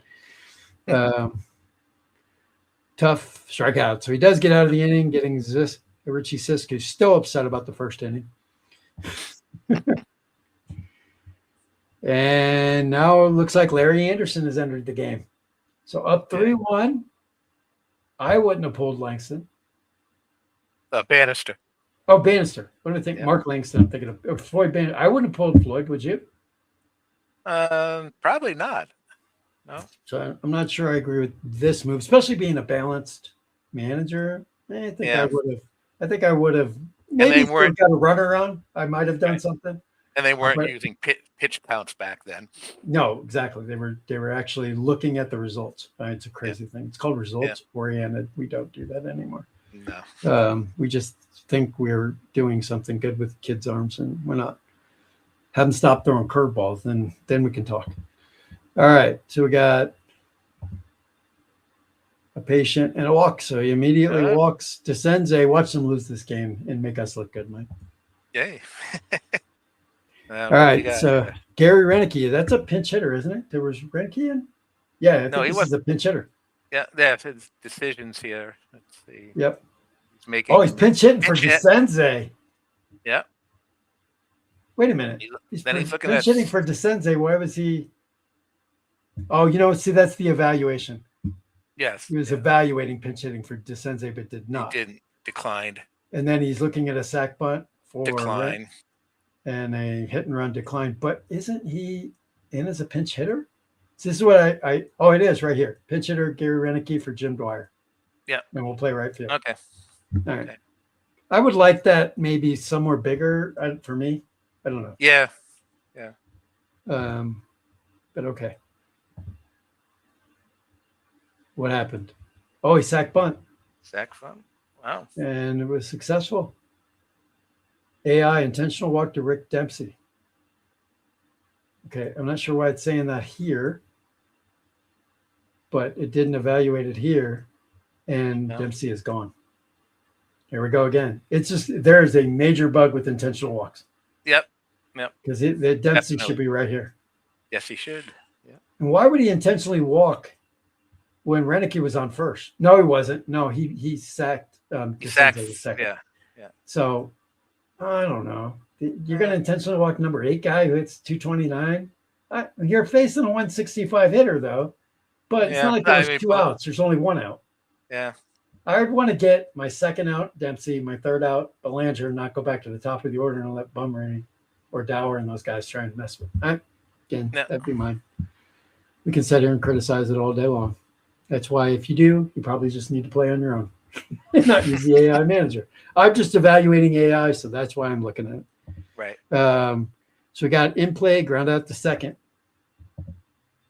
It gets the runner over to third, and the ghost runner, literally Dempsey, to second. He's gonna have to score on 2 singles because he's not gonna make it on 1. We got an in play, ground out to the pitcher, so that ends the inning. Yep. So we'll head to the 8th inning. So interestingly, let's see if it makes the changes correctly. We got Gary Renicky out and right. Yep. Tippy's still pitching, so all good. And Dempsey didn't run away. Nope. So, all right, Burrows at the plate. Tippy pitching. Tough. Strikeout. That's a pinch hitter, Gary Gray. He hasn't been in. No. That's another strikeout. To tell us up here, Gary Gray, defense normal. It's in here. I wish I could resize this window. Doesn't look like I can. And it doesn't do good. He knows the scrolling issue, and he's working on this for the next one. But, well, that's, boy, it just went all the way like to the first inning.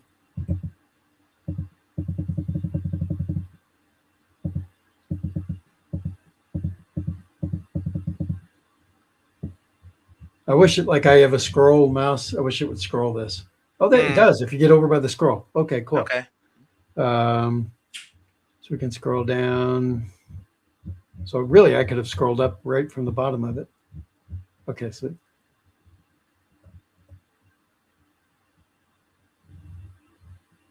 there's a sack bunt.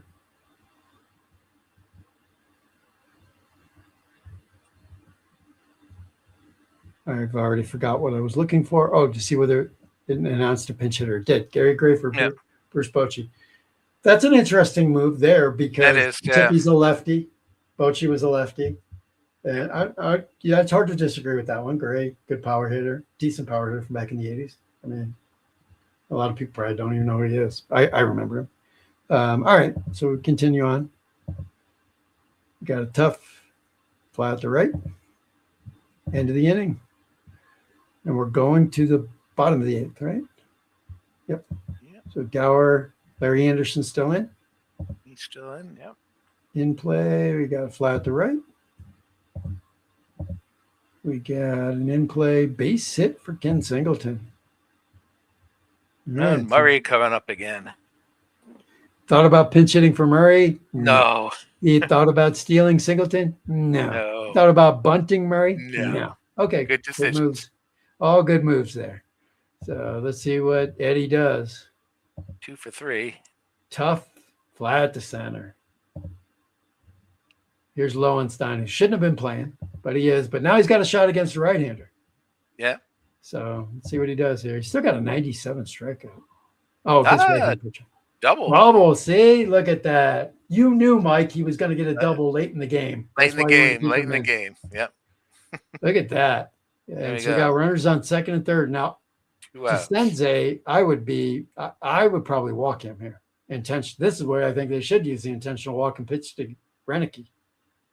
2 outs. I'd rather go against Renicky than I would. 298. 298. 298. See, no, I'm using my own bias because Doug DeCenze was the MVP of my 1986 replay of the World Series and regular season. And every time I bat Doug DeCenze, and he's going to make me look like a fool in about 2 seconds, this dude does something. So I would not pitch to Doug DeCenze out of my own personal issues with Doug because he kills me. But he's going to pitch to him. There is 2 outs. So it's righty. All right. Yeah. Can't argue with it. In play, flies out the right, makes me look like an idiot. Where's Larry Anderson when I needed him on those other teams? All right. So here we go to the 9th. And new pitcher. Yeah. What is Scott McGregor coming in for? Is he relief that year? 2 games. I don't think you should be bringing in McGregor at this point. And he's a lefty, and you got a righty. Pinch hitter. Bud Bowling off the bench. Pinch hitter, yep. For Naren. Righty. So he did good here. He took Naren out, the left-handed hitting catcher, and replaced him with the right-handed hitting catcher. Yeah. But I don't think McGregor should be coming in here. We look at Baltimore bullpen. And I wish we could bring him back up here because, it does say SPRP, but 2 relief pen appearances. I'm quite sure if you look those up, they were probably in games where either starting pitcher got hurt or he was coming in to mop before the season started or some before he became the regular starter. I just don't see you bring in Scott McGregor at this point in the 9th inning. That would have been Stewart. Yeah, Sammy Stewart, or I would have brought in even Luber. Yeah. But Bodeker's marked as a relief pitcher. That's interesting, and a horrible rating too. But Schneider, I would definitely brought in Dave Ford. Thinking of a wrong guy. Any of those, Dennis Martinez shouldn't really be a relief pitcher either. How many games did Dennis? 1. Because if it's gonna pull from that as a relief pitcher, I would like it to take a look at the amount of games it's relieved and make the decision off of that rather than just the RP next to their name, which it looks like to me that's what they're doing. But okay, is what it is, right? And now it's so far down. Is that going to cancel? Oh, cool. It was way down. All right, we'll live with what we live with here. Pinch hit for the catcher. And grounds out to short. Another pinch hitter, Paul Cerna. Base hit for Cerna. Work there. 1 for 2 on the pinch hitters. Here in the top of the 9th. Yep. Okay.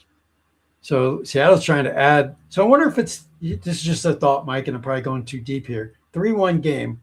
Next inning, if you're the Mariners, you want your best defensive players out there.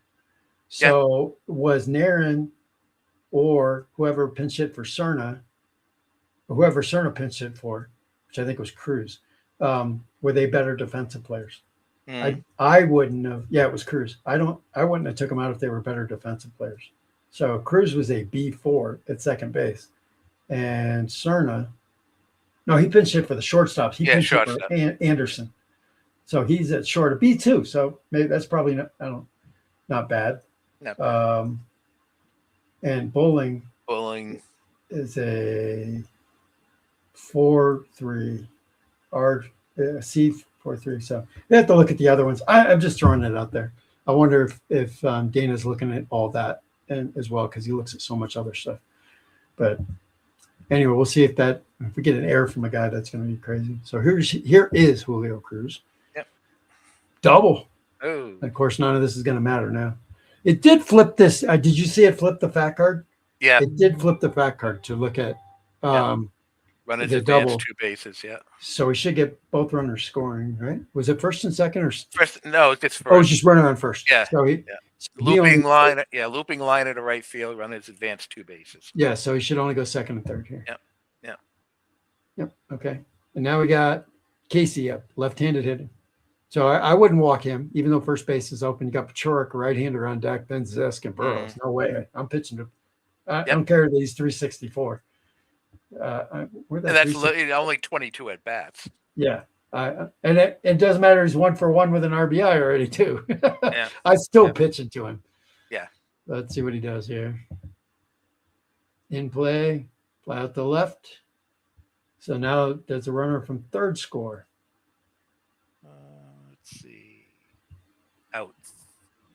Outfield short fly, it says. So I would assume no.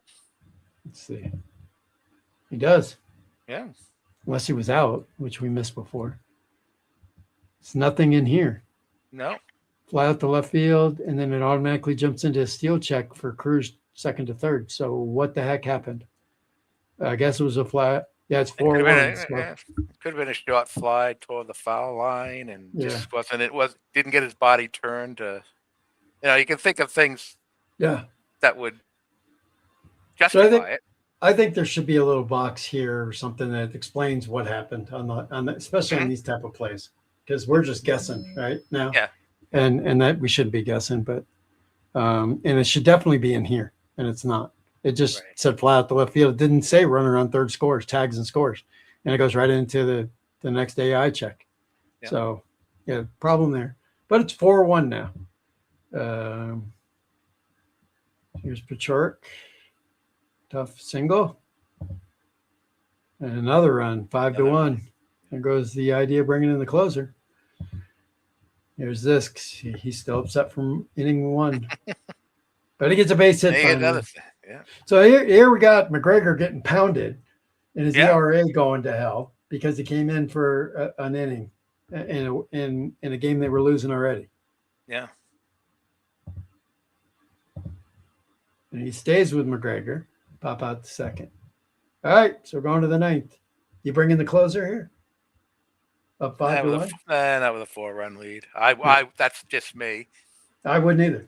They brought in Jim Beattie, who had 4 relief appearances on the year.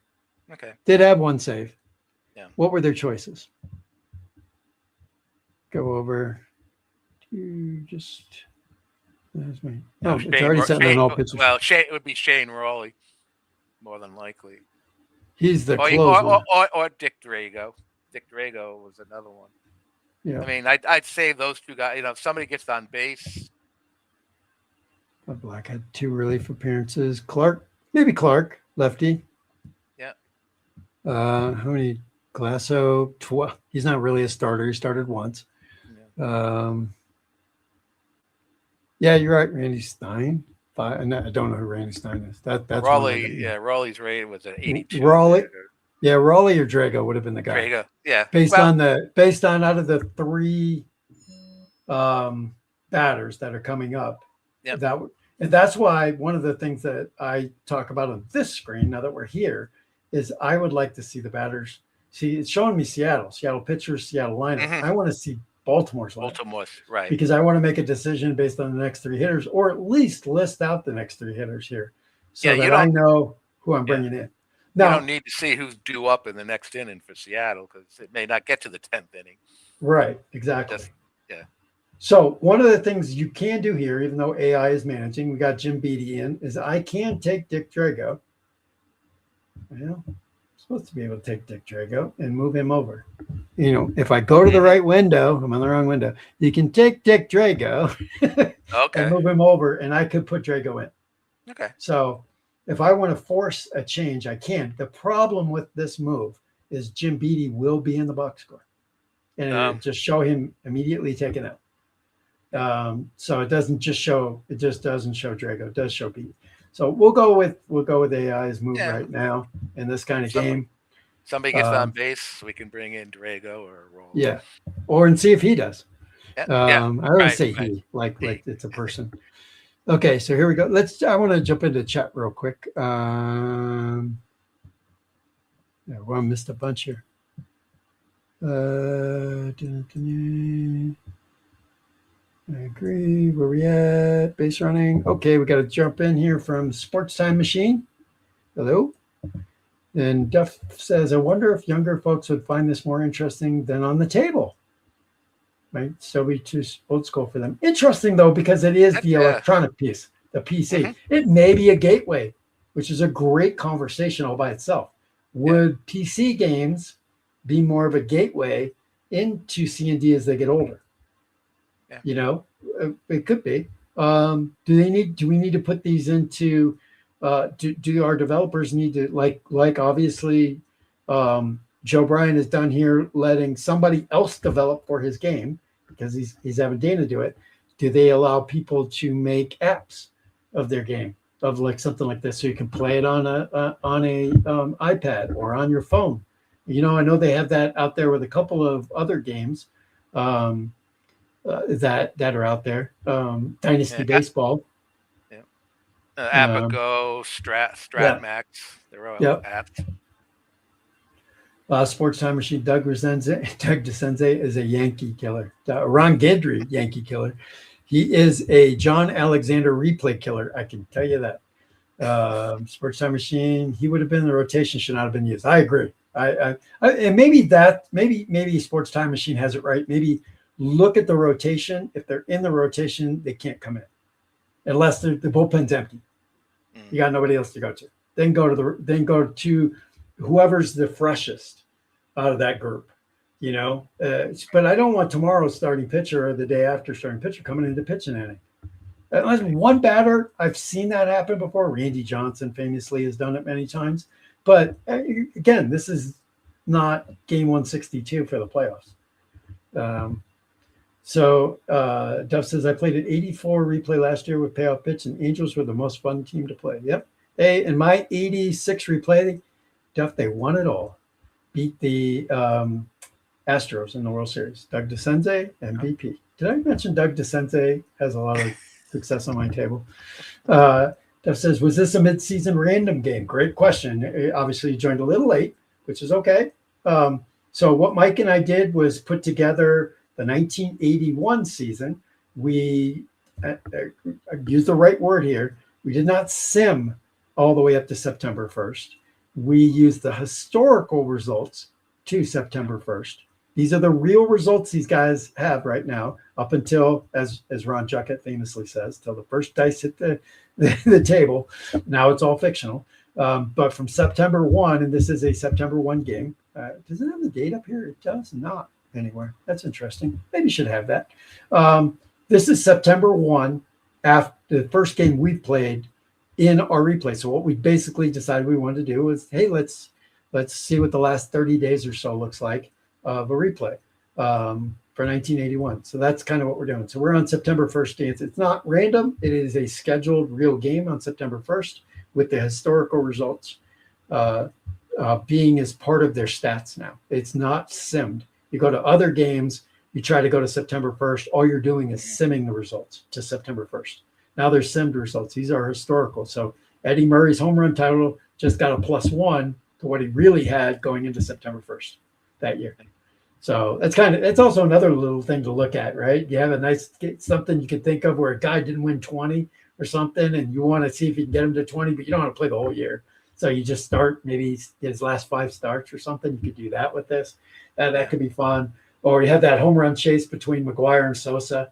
You only want to do the last month of it. You can do it here. An incredible feature. Absolutely incredible feature. Yeah, I think it changes so much. And by the way, guys, board game companion with this. You don't have to use anything on this. You don't have to use the AI. You don't have to do any of the things Mike and I are doing here.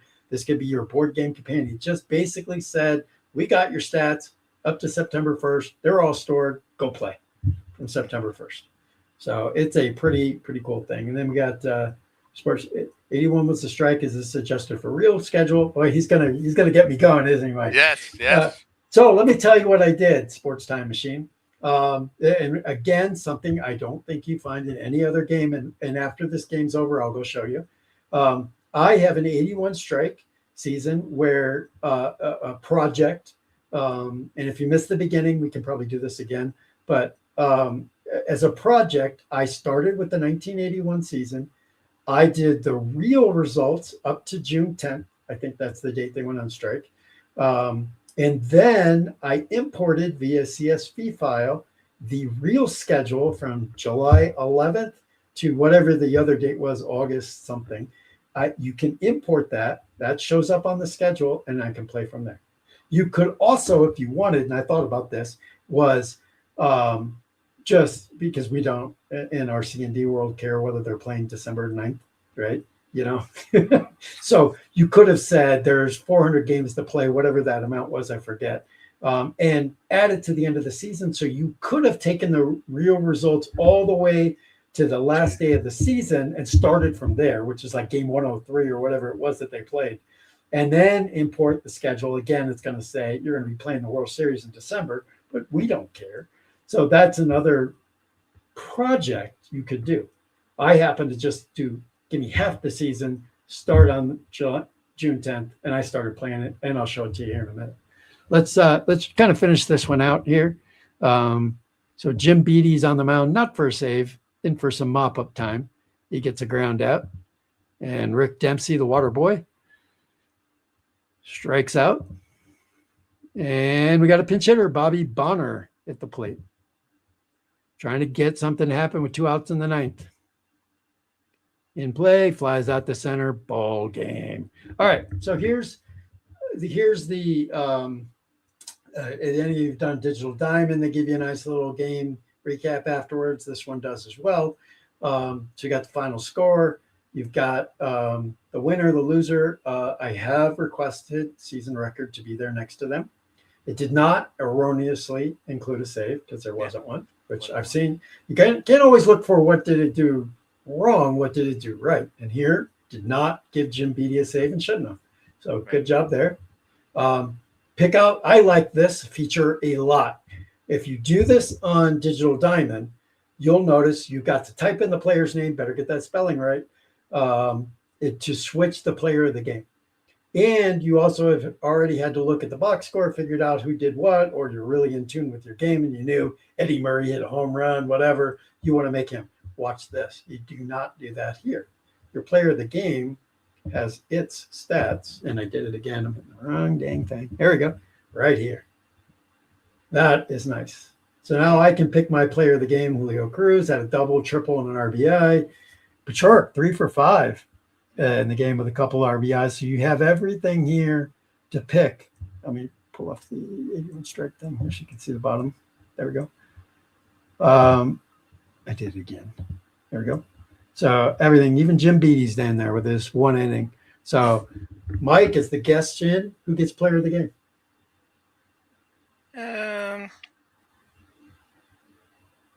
Let's give it to Pachork, 3 for 5. I agree. I was going between him and Bannister had a good game. Probably could have had a really nice game had they not taken him out. Right, if they let him stay in the game. So here we go. Cool. So Pachork is now like that. It throws the card up there for reminding you you're playing C&D. You know, I kind of like that. There's always these little reminders, subtle reminders here in it. Okay, so next thing you can do here is pop to the box score. Now, this is where everything changes in the world of baseball for me, especially. First of all, I really like just, again, that the cards are here. I just think they're cool.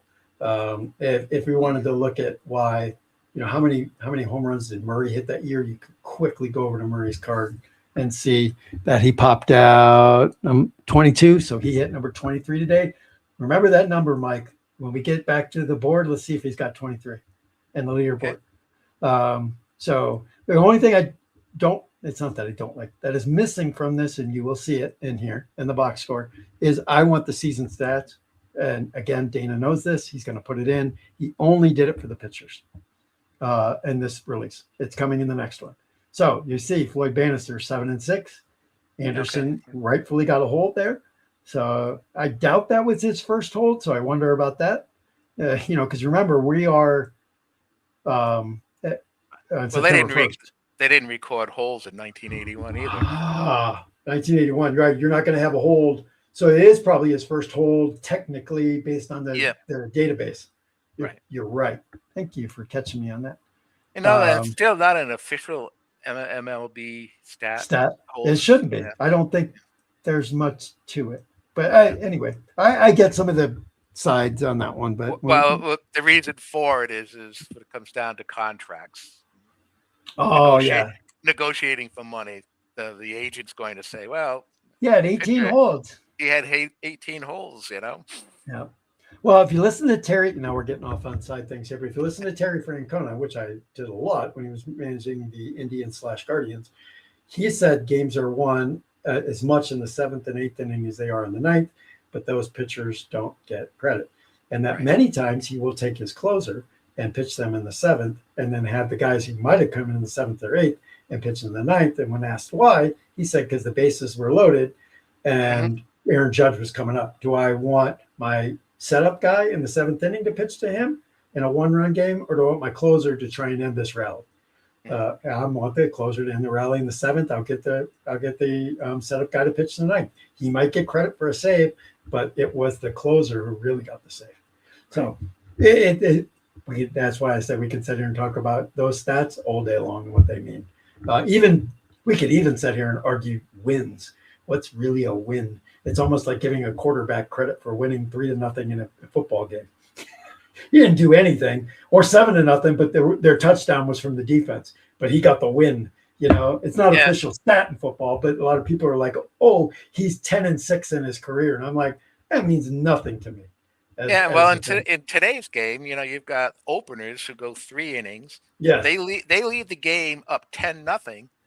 They don't get a win, and the team wins 10-0. He doesn't get credit for a win. Nothing. He gets zero. He gets nothing. It's up to the scorer of who the guys that came in after him. Yep. Exactly. To me, that's crazy. Yep. So adding in here before we get to some of the really cool stuff in the box score, he is adding. So there should be like triple number 7, home run number 22. It's not there. That does bother me because I'm anal. Also missing from this, although we didn't have any, I don't believe, no errors. Also missing from this beta that hopefully is going to be fixed is errors. It will show an error for a team, but it won't give the individual error. So hopefully that's going to get fixed as well.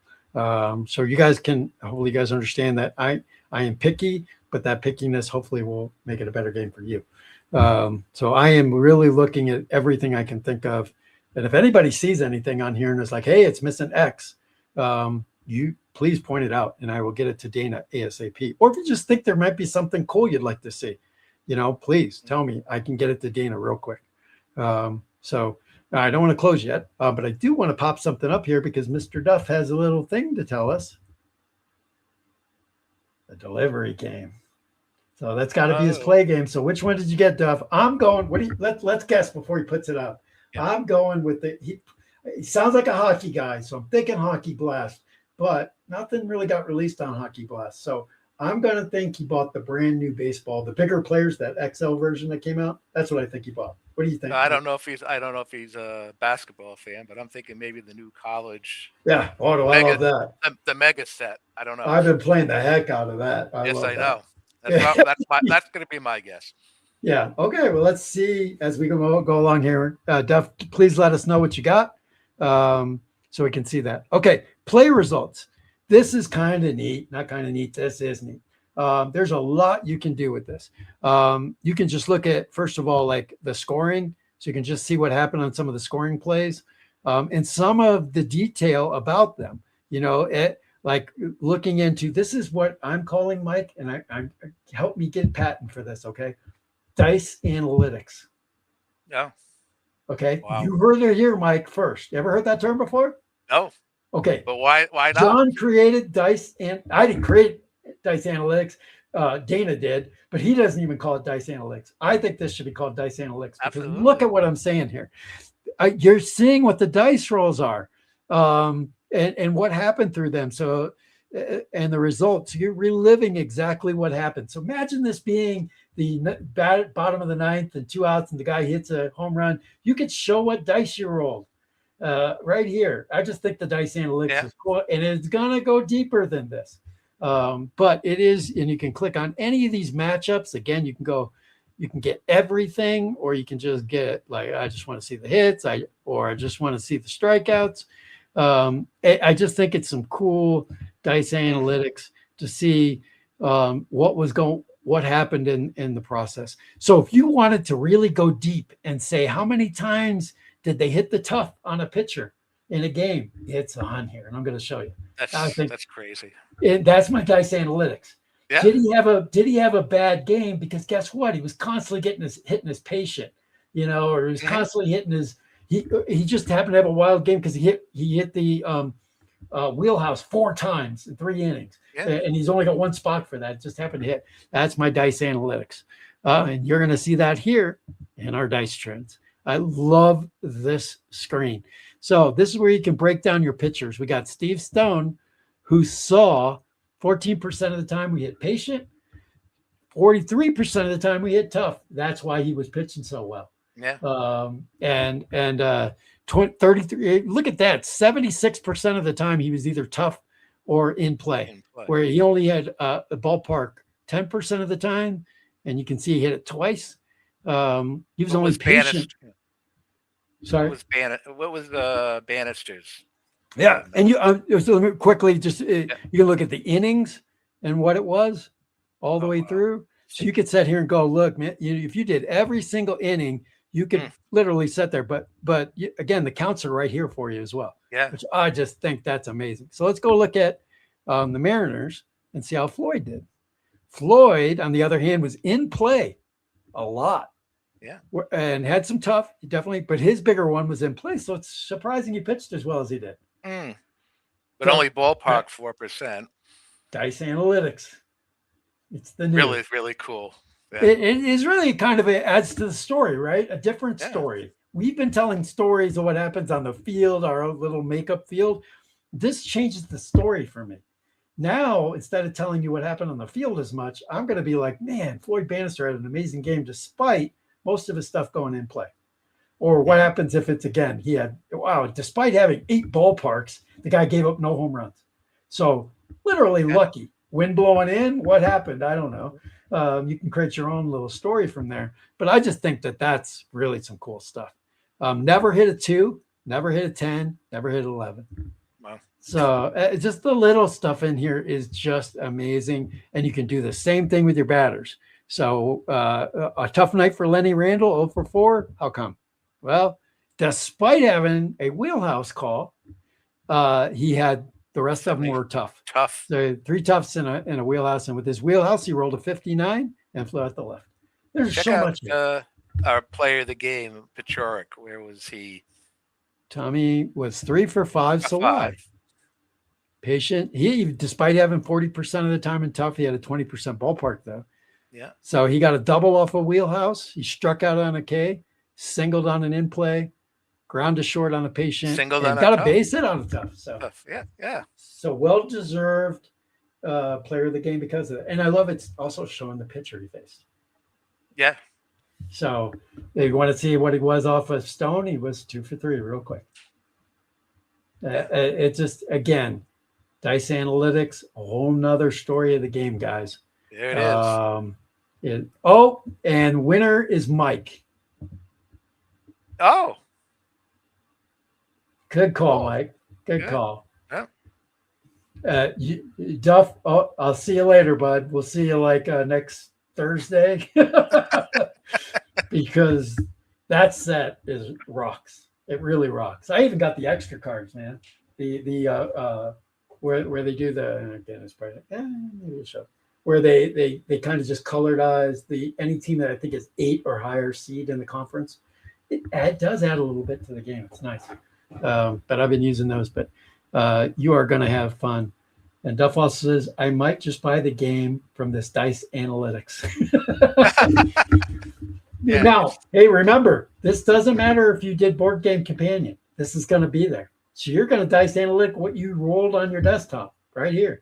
It's all here regardless of how you do it. Even if you sim it, it shows it on here. So this is something a little neater. Yeah, it's going to add. Oh, by the way, there's a save box score and a save play-by-play. These go to text files right in the C drive. It's in there. Trust me, I can show it. But the problem with this was the fix 1 thing, break 2. This was working in beta 2 and is now not working, unfortunately. But I guarantee he'll fix this real quick. But because when I hit it, you can see here, it's not working. This also, and maybe we should test this while we're on air. Could be because I'm wondering if the length of the name is just too big. And because we've got a a project going, a custom project, it may be an issue. So we'll jump into one of these others real quick and see if that's the issue. I haven't gone deep into it. I just found it last night. All right, so we end our game, and how many home runs are we looking for from Murray? 23. Okay. Oh, that's interesting. If you have a dual monitor, FYI, if it's on the second monitor, it pops it back over to the first monitor, which is interesting. So I'm bringing it back over here. So do we have... No, that's a problem. You should be right there at number 2 with 22 homers. Am I missing something? Is it National League, American League, or is that combined?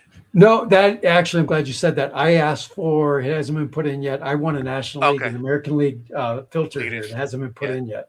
Okay. But let's maybe it just needs like refreshing or something. Let's do the pictures and pop back over. But anyway, should have had him in there as 22. Yeah. So that's a problem. Right? That's why we test. These, by the way, you can change these. So the pin stats, you can say, well, I'm a guy who only likes, I don't care about on base. I don't care about slugging. I don't care about runs scored, doubles or triples. Give me just this.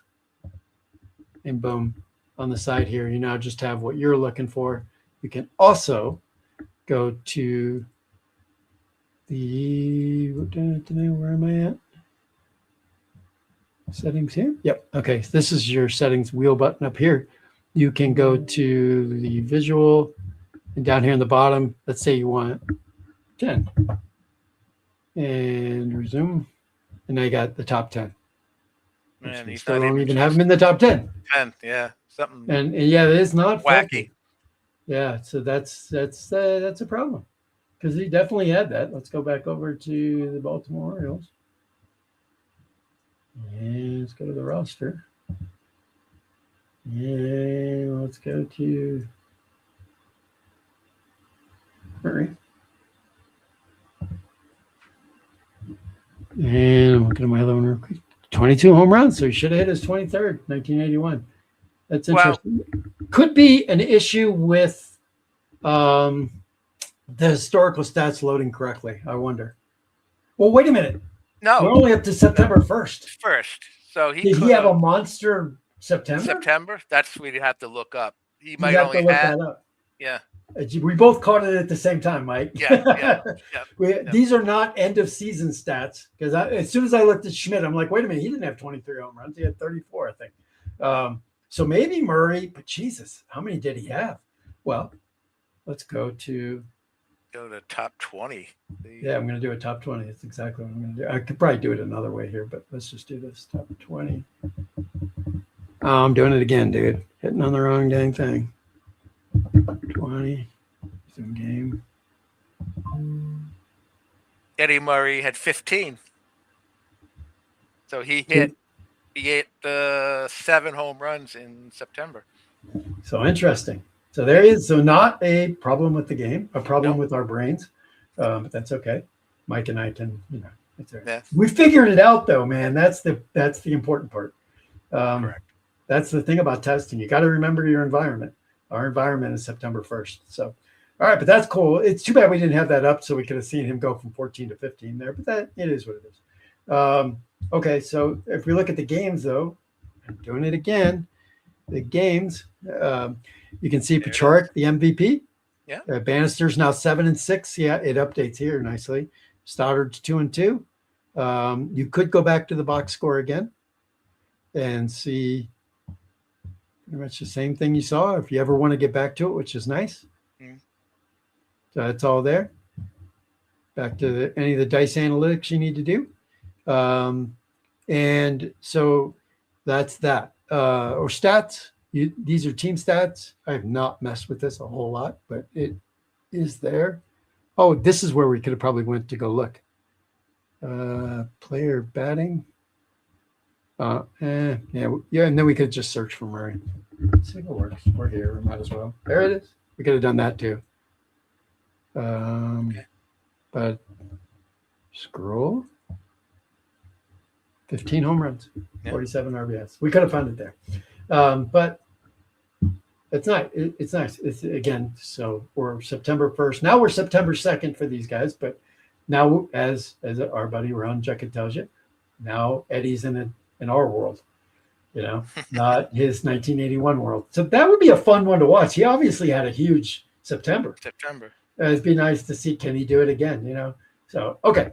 All right. So that's that one. So there were some questions about the schedule. So I want to show you some things I was working on that are cool. A couple of things from 1981, because it's one of my favorite seasons to mess around with. So as you can tell, I got like 4 of them here. 1981, what I did here is the historic season plus the missed games. So what I did here is I added in, I ran this to because I didn't know what it could do. Let me just start with that. And it was all testing. So I ran it to the end of the season, to the last game of the season. And then I wanted to go back and put the schedule in for June 10th. And so I went and found the schedule, and then I imported it. And let me show you how I did that. So you go back to I'm doing it again. Edit schedule over here. And if we move this way down, because all these ones that are grayed out, they've been played. So they're historical plays. And we get to June 13th. I played out, I believe, the 10th, 11th, and 12th, or maybe it was the 11th and 12th. I played these games out. So you can see the schedule is in here now for June, July, all the way down through. And then you're going to start to see grayed out games, because I had it not sim, but historically replay the games that were actually played. There we go. Okay. So starting August 10th. So my season will end here on August 9th, but I'll have the stats from both the front end and the back end plus my play. So now I got a real 1981. So now you could do this a million ways, Mike. You could say, I'm going to replay it and replay the whole thing, but you got the whole schedule. Now, the nice cool thing about this, I already did this, right? I can export the CSV and send it to you, Mike, and you can import it. Wow. And now you got the schedule. You don't need it. You need to do the work yourself. So I told Dana, and I told, I haven't told Joe yet, but I think we should create a nice place for people to share these schedules, because a lot of people talk about the scheduling issues that they always have especially when they're doing custom projects. Mm-hmm. But something like this, having the 1981 schedule available to just upload, I think would be really cool. Yeah. For people, because that and the other, whatever that other strike year that we missed. 94. 94. That's it. I knew it was in the 90s. Have the full schedule. Everybody wants to play those full schedules. Nobody wants to play the strike year. There's probably some guy out there right now going, I do. Okay. All right, you have fun. Your game, your way. That's right. We already got that one up there. Okay, so let's continue on. So another cool thing here, Mike. Okay, so that was that one. So let's return to the project. I do, as I said before, I don't like that it pops the screen back like that. I do love the idea that they call these projects, because that's what we're doing as projects. I just think that's so cool. Anyway, so that's how I did. That's just an odd idea, a project. I wanted to play the historic season plus my missed strike games. So that's what I did. Created a folder in that. Boom, play it. Go to it whenever I want. Everything's there. Where's our buddy Eddie Murray? 22 home runs. So yeah, because it's took the beginning and the end together in mind, compared to what we did, which was sim to September 1st, or not Simica. Stop saying that word. Historically replayed to. Gonna have to come up with a better name than that, like HR'd. I don't know. They got to come up with something. But it's kind of cool. And then here's the games, and I can play them at any time. Or I can. And this is my weakness. Not my weakness, but the reason I don't like PC games. I'll just say this: I hate him being there, because it's like so tempting. I really want to play the Royals and Tigers? And I got that little sim button right there. Where when you're playing cards and dice on your table, you can't sim past that game. So to me, PC has always felt like cheating. So like you don't know, did the guy cheat or didn't he? Did he really play them all out? You do C&D, you can't cheat.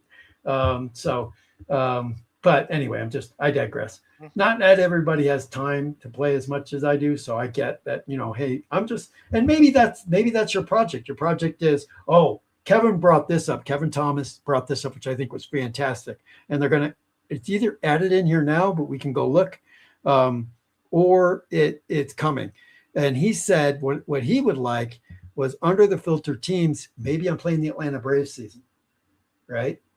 So up comes, I know this isn't in here yet, but it's coming. So now you can just see the Braves games, but what you will see coming up, probably when this goes live, because he's trying to do that, is you're going to see the ability to play these games individually on here. Yeah, right? Oh, no, it does have it in here. So you can just stick with one team and play the whole season with that. Now you got to go back, unfortunately, over to the back to the whole big thing if you want to simulate the season or you want to historically replay the season.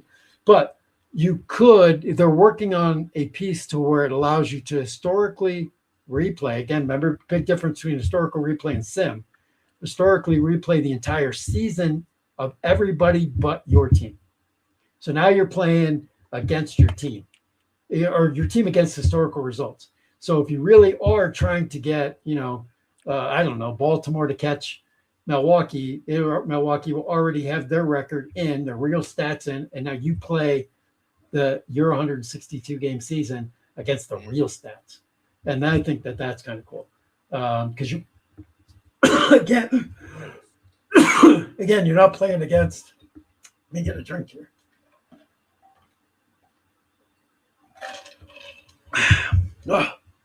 You're not playing against sim stats. You're playing against real stats. I think it's so different to me. Okay, so that's that one. I happened to do a 1975 end of season replay. It was one of the first things I tried. That was me simming to a week before the season ended. I'll just click on it here. Oh, and nice, it clicked on it right, because even though I was on the wrong screen. So I'm really close to the end of the season, as you can tell. And I'm just kind of simming these out, or not simming, I'm playing these games out. I'm on September 10th. I'm just playing some of the games out to the end of the season because I wanted to test that out, which I thought was really cool. Another one that I am doing is my draft 1981. This is something, I'll show this real quick here, and then I'm going to show you how I did it. Call this the draft 1981 league. What I did was make up 10 East Coast names, right, Duff? Or West Coast names, teams. And I did a 10-team draft of the 1981 season. One of the requests I have in is for the ability to only use a draft from one league or the other, or both. But in a 10-team league, do I really want to draft from all of 1981? I want National League or I want American League, probably, So it would have been nice to be able to filter that out, but it didn't. So I picked from all of them, so that they're kind of all-star teams. So this is me doing that one. And one of the great things about all of this is the schedule maker, which people are going to love, especially once he fine-tunes it and gets it completely correct. But he's almost there. So let's go up and do what I did. And we don't have to pick 1981, but that's, what year do you want to use, Mike? And you got them all right there in front of you. We'll do 75 because I'm a Red Sox fan. And I'm a Reds fan, so this should be really interesting. Mike replay. Okay, so here we're going to do a historical replay. Nope. I don't want that. You leave these alone. That's what it is. You leave these alone. See how I had the designated hitter mark there? You'd think it would bring it over, but it didn't. So that's just something I put in. Okay, so we're going to grab the 1975 season. Okay, 966 players in the set. I think that's kind of cool. It tells you that. And so now we're going to go down and we're going to say the teams. Do I want, I love this. Do I want to use teams from the card sets, or do I want to create custom fantasy teams? So here we're going to create custom fantasy teams. and we're going to put in this. I don't know if this is going to catch anybody else. I have reported it, but it looks like you write in lightning bolts, comma, fair dragon, comma, blah, blah, blah, and you put your teams in. It doesn't work. You have to go lightning bolts. If I can spell lightning. Lightning bolts, and you have to hit enter, and it puts it in. If you do a comma, it just adds the comma plus the team. And just for fun, Mike and I are going to draft different teams each. I'll be the bolts. What do you want to be? Let's see. Let's do Viagra Falls. That's one of my. It's one of my fantasy baseball teams. They're called the Viagra Falls Stiff Bats. Oh, love. That's right. I did it. I actually did a. You designed some uniforms for me. Yeah, that's right. Yeah. All right. So the ballpark cards. This is another thing I like, Mike. Give you the option if you know Payoff Pitch. You know that Payoff Pitch gives you a card for the team and that card is specific to the team play, and they give you an overall. Here, especially when you're doing fantasy teams like this, you want probably the whole year, not just the card from the. I don't know anybody specific at the top of my head from 1975 that moved teams because nobody moved teams back then. But this, I think, is something you'll see a lot of people like because it's not pulling in. It also it shouldn't confuse in the draft. You wouldn't have, one player in the draft 2 or 3 times because he played on 2 or 3 teams. He's just going to have that one combined card. It's throwing out his other cards, which I like. Player pool options.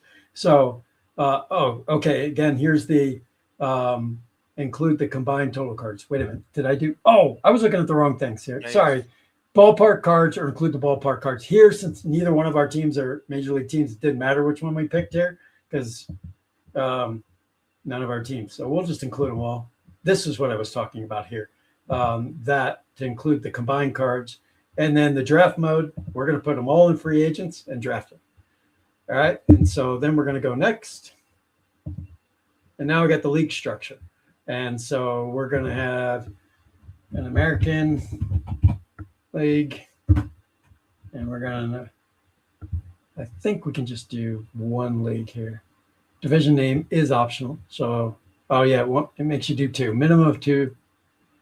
Create leagues, optional divisions. If using divisions, minimum of 2 per league. It should let me create the. Oh, no, it's next. Read the next. Go to the next. There we go. Hit the right thing. Okay, so now we got you going into the American League. That was me, actually. And you going into the American League. And we are going to create our project. And it's going to flip back over to my other screen again. Got to fix that. All right. And screaming at you is the next step in yellow, which I like. Let's build our rosters. So we go over and we click build rosters. And now this is the fun for any of you who love to do this stuff. So what we got here is, first of all, it does a great job of this, by the way, because I did that 10-team draft. It tells you got 25 players on each team. It's also going to keep count of needs throughout it. It won't let you over or under need anything, which I love.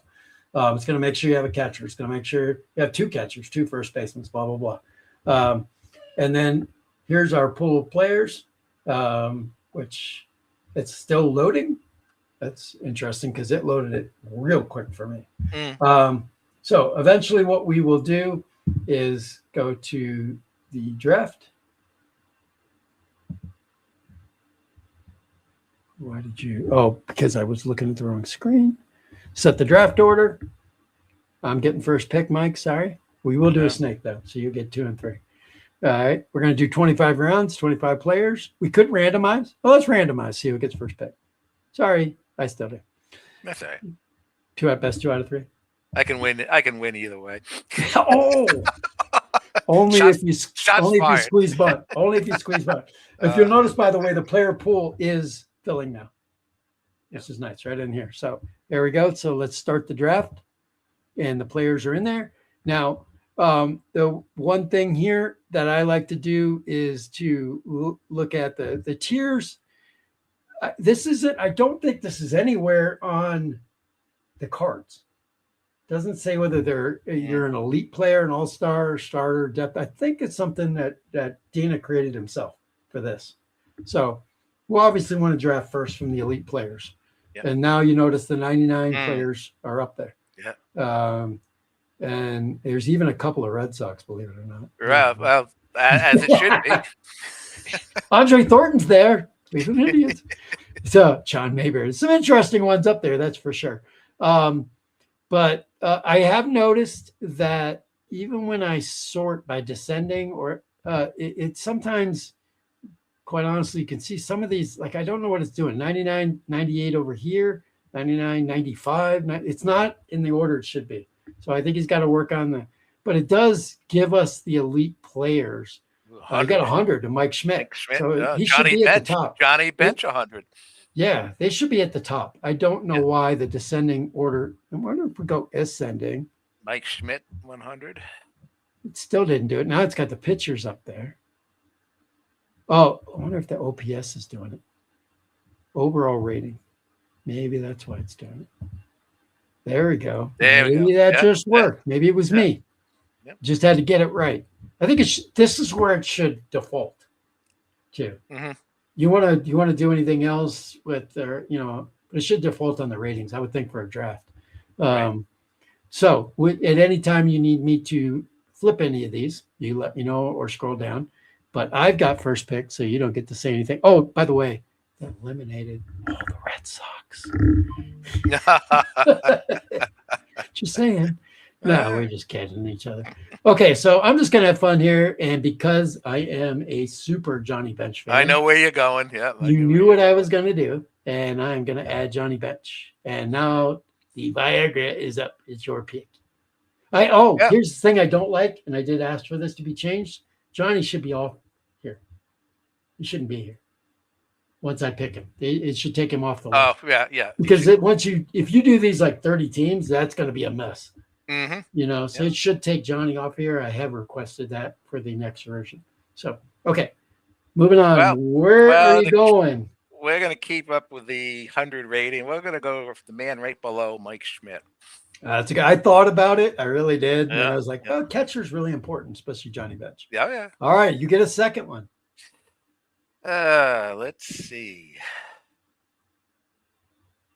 Well, we'll go with a pitcher this time. Let's take Catfish. Do you want me to do the pitchers? Well, you're looking for a starter? Are we doing strictly hitters? No, we're trying to build a 25-man roster. Oh, well, Catfish was on the top. He was 100. I know. I wonder why I took it away. Oh, strikeout. See, it just did this on its own. Oh, okay. Let's look at, what do you want to look at? I don't like any of those. No. Wins. I guess. Well, where's my overall rating? It just took it away. I want the overall rating. So that's an issue. So let's go back to. So I guess. And they don't have starting pitcher over pitcher either. I don't like that. Really, yeah. So let's go back to all positions. Let's go back to overall rating. Descending order, and there's Catfish. We could go down a little farther if you want to find any others. If you want to look, there's Tom Seaver at 99. Yeah. You know what? Let's take Tom Seaver. We'll go with Tom Seaver. Yeah, I'd argue with Tom, right? Yeah. All right. So now I'm back up, and I will go. And I think I'm up twice. I think we're both going to be twice every time now because it's. I'm going to go with Catfish then. Okay. And then I'm going to add. I don't know the bullpen yet. I already got a catcher. I'm going to go with. I got to stay with my Reds. Going with my second baseman, Joe Morgan. Okay. All right. So you got Schmidt at third, Seaver. And you'll notice here that it's telling you what you need left. You got 9 pitchers left, okay. 4 starters, 14 batters. Should say, yep, you only need 1 third baseman. So it's kind of neat that it tells you all the stuff going on. By the way, you can auto pick throughout this process and at any time. Do an auto draft, do the whole dang thing. And somebody asked in the, I think it was Duff, do they have fictional option 2? No, they do not yet. He uses the word yet, so it's coming. Where we'll be able to CSV in the players, I believe. I hope I'm not talking out of turn for him, but at least I believe the plan is to CSV the players like you can the schedule and be able to use, sets like Mike. What do you have that's really fictional right now? The Elite 2040 set from Play. Yes. We hit a milestone today, 500 games out of the 2,592 that will be blazed. I've got 6 other guys out there that are, including John, that are taking teams and helping me out with this project. And we're 30, almost 33 games in for each team, and the stories are developing. Really, Yes. really a fun series, fun If you had, set, really fun set. if you want to share one big story, what would it be? Well, I don't know. We don't have any Pirate fans, but the Pirates started the season off 5-3, and then won 19 in a row, and we're 24-3. We're using History Maker Baseball. They came into Fenway Park last week. I am the manager for the Red Sox, obviously, and ended their winning streak. It was mixed emotions because I've played the Pirates a lot in this project and really became attached to them. They good hitting team. They have 2 hitters with 17 home runs in their first 30 games. Or no, I should say that. I think it's 16. And one of them is Jackson Churio, who plays for the Milwaukee Brewers. Brewers. Yep. There are Keith has a lot of these guys that are minor leaguers. Some of them, like Connor Griffin, is in the set, who's going to be coming up with the Pirates probably in about 3 weeks. So there's a lot of hidden gems. The other day, Paul Skeens was being played by Brad Fowler in our league, same day that Paul Skeens was getting led up by the Mets. And in 2040, Paul Skeens pitched a 4-hit shutout and won 9-0 with a 9 strikeout game in 2040. So it's an incredible set. Yeah, and he's aged. He's aged. Keith has rated them as if they're 38 or whatever, however their age would be. But it's a fantastic set. I know it's not available, but I plan on talking to Keith at IndyCon and hoping maybe he'll get that up and released, and maybe get some more people involved in the project. And even if they don't get involved, to get that set, it is just a fun set. John is doing the Rockies, and they're, I believe it or not, are right up there in the top of the standings out west. And it's fun. It really is. We have a Facebook page, and we post all the stats and things there, and it's cool. Yep. And I think I got the next pick, I think, right? You do. And I saw who I was going to go with. Bobby Bonds. He's a 99. Oh, yep, right here. I did see that too. I was like, he's can't miss out on the Bonds here. Yeah. So adding in Bonds, your next pick. What do we got? Can you see why I think these guys should be gone? Because it takes up so much real estate. You got to scroll down. Well, you know what?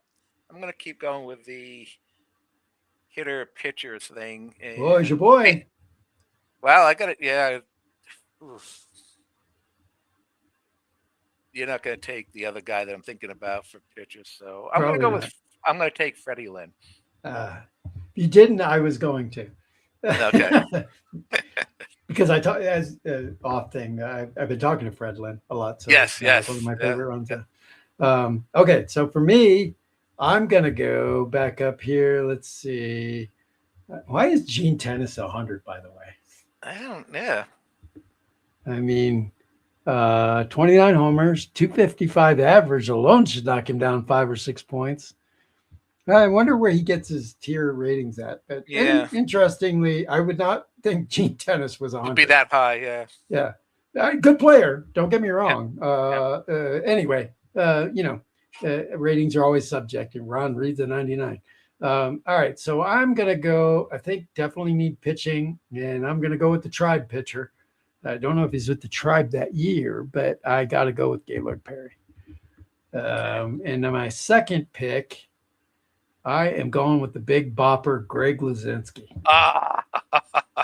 Look at that. I was thinking that, but I'll go back to my. Dave Parker's still there. Don said, now let me pop through a little so we just have them in our head at least. I wish there was a little better way for this, but you know what I'm going to do? I'm going to get back at you. I'm taking George Foster. Oh, I just saw him too, and I was like, I hope he doesn't take Foster. All right, your next one. We're already competitive. Yeah, I know you knew that was going to happen. And wait till we play. You got one more coming. Now you got yourself a third pitcher, starting pitcher, a multiple outfielder, a center fielder, and a left and right. Which we both know Foster played left more than right, but if you had to, he's there. What are you thinking for your next pick here? A pitcher. Okay. I'm gonna get a pitcher here. Let's see if we can do something better with these pitchers. What if we look at? You're probably looking for a starter, I would assume. Yeah, I'm gonna go. Let's look at wins and see what we get. Jim Palmer, Randy Jones, still available. Steve Busby, Ken Holtzman, Jerry Royce. Talked to him a lot too. He's online. Really nice guy. Perry's gone. Bill Lee, the spaceman. Being a Red Sox fan and having seen Bill Lee out in the bullpen smoking something back in my college days, we'll take Bill Lee. And I actually sat with him at a bar in Harvard Square during the winter months. Met him in a bar in Harvard Square. Don't remember the name of the bar. And funny, crazy guy. Funny, crazy guy. Take a look at these analytics, Mike. We got analytics of what his card is: good, bad, and neutral. Whereas he's a 99 with 86% good. Yeah. Look at that Figueroa right next to him with only 67%. Yeah. That's a pretty interesting setup to take a look at when you're drafting. This is gonna be fun because I could see myself doing this because I'm in 5 fantasy baseball leagues currently. Yeah. This would be fun. Yes, and this would actually be fun to do an online league. Like a co-op league with a draft like we're doing right now. We just have like 6 other guys in the room, 8 other guys, 10-team league, and we just sit here and go through these. That would be fun. Yeah. All right, so you're still up with your second pick. My second. Oh no, wait a minute. No, I don't think I hit Bill Lee for you. I didn't. So Bill Lee. Okay. All right. So for me, I've got Bench, Morgan, and Lazinski in the lineup. I got Perry and Hunter pitching. So let's see. I think I want to go pitching wins, but I got 2 good starters. I need an on base guy. Well, Morgan's on base. Yeah, a little power bench. Lazinski. Look at me overdoing this already. Let me you can't do starting pitchers, relief pitchers there. That's interesting. So that grays out at all positions. That's interesting. You can do infield, outfield, designated hitter. Give me just the pinch hitters right now here in the 4th round. Stay with all positions and just see what we got here. These 2 guys are gone. Next one up is Mayberry. There's Andre. Yeah. I don't know why he's rated so high. I mean, he's good. He hit 18 home runs, but he hit 293. I mean, that's there's a lot of first basemen. Yeah. Lazinski going, I should add Carlton Fisk and piss you off. I'm going here. Rod Carew. Now, I already have a second baseman in Morgan, but Carew can play first, I noticed. So I'm good there. Here's something I just noticed, just in case, what if I made a mistake there? Doesn't seem to be a way to pull it back. No. So he's going to need some kind of backup button or something. I don't know if I can. I probably can't even click on it. Click on him, just going to give me his card. Right click, nothing. No. So there's no way to pop him back. So be careful when you're doing this until that gets fixed or added as a feature. So I got another one too. Ooh, man, you are in so much trouble. I'm going outfield with the Cobra. Gotta go with the Cobra. That was going to be my next pick. Was it really? Yeah. So I've got Lazinski. What do I have here? I got Lazinski, Parker. I guess 2 outfielders right now. Okay, Carew, Bench. Tom Seaver's in so much trouble. Go ahead, you're up. Well, it was funny when you had that lineup. I saw Parker and Stargell. I said, "Well, it's going to be one of those 2. Well, we're going to slide over and take Stargell." Okay, so Stargell pops in at first base. Yep. Oh, that lineup's looking good too. Schmidt and Parker and Foster and Bonds and Lynn. My Lord, you're in serious trouble. You got 3 of these 4 guys right here. Yes. Yeah. All right. All right, what are you looking for next? Rico Cardi, what a great name. He was on the Yeah. Indians for a while. And Braves. let's see. Am I outfielders? I'm all set in outfield needs. Um, Jim Rice. Ron can I take? Say. I don't. But I'm all set Reggie. for outfielders, right? You only Well, get you've 3. got Foster, Lynn. Yeah, but you don't have a DH. So you're going to end up with a DH. So you could have 4 outfielders here. Obviously, you're going to need backups, but do you want to take that before you get your shorts? Yeah. Well, no, you already got a Yeah. shortstop, right? Why is it saying you only need 1 shortstop? I don't have a shortstop. Oh, because Mike played short. He's giving him Oh, credit for third okay. and short. Okay. So Okay. you got to don't pay attention to this as much as probably paying attention to what you got. That's a little Yeah. misleading there. So you still need a shortstop. You still Yeah. need Second base. second What do we got base. for second base? Let's take a look at our second baseman. And let's look at these are the elite. We have 4 elite left, and Bobby Grich, who had a big year. No, he had 13 homers that year. Toby Hara hit 293. These are the 2 left that are elite. Let's look at all-star level. Steve Braun, who really played the outfield, but could play second. Lee Lacy, Darryl Thomas, Dave Cash, Davey Lopes. Yeah, we'll go with Frank White, Toby. great defensive. Yeah, we'll have to go with Toby Hara. Go with Toby, the Indian. Yeah. Where's he at? Oh, he's not on the. Back He's in on tier there. 1. Yeah. Back in the yeah. He's a little more. You got some versatility there because you got short, third, and second from him. He really did play a lot of positions. I remember him on the Indians and the Rangers. Good player. So good pick there. And back to me. So I don't need second base. Let's take a look here. What am I thinking? Catcher. I got Cruz playing first. Morgan at second. I need let me be the first to snag a big time shortstop. None are in the elite. That's interesting. No shortstops in elite. George Brett is not a shortstop. No. But a good player. Third base. Do I have third base? I don't have third base. No. I do now. Yes, George Brett. That was definitely a good one there. So let's look at the other shortstops. I want a real shortstop. Larry Parrish. That's like saying Mike Schmidt's a shortstop. Davey Lopes. Yeah, he's more second, but yeah, he could play those. Larry Boa. Dave Concepcion's good short. I don't want to go that early for him, though. I like Robin Yount, but he only had 267 that year. Boa's 305.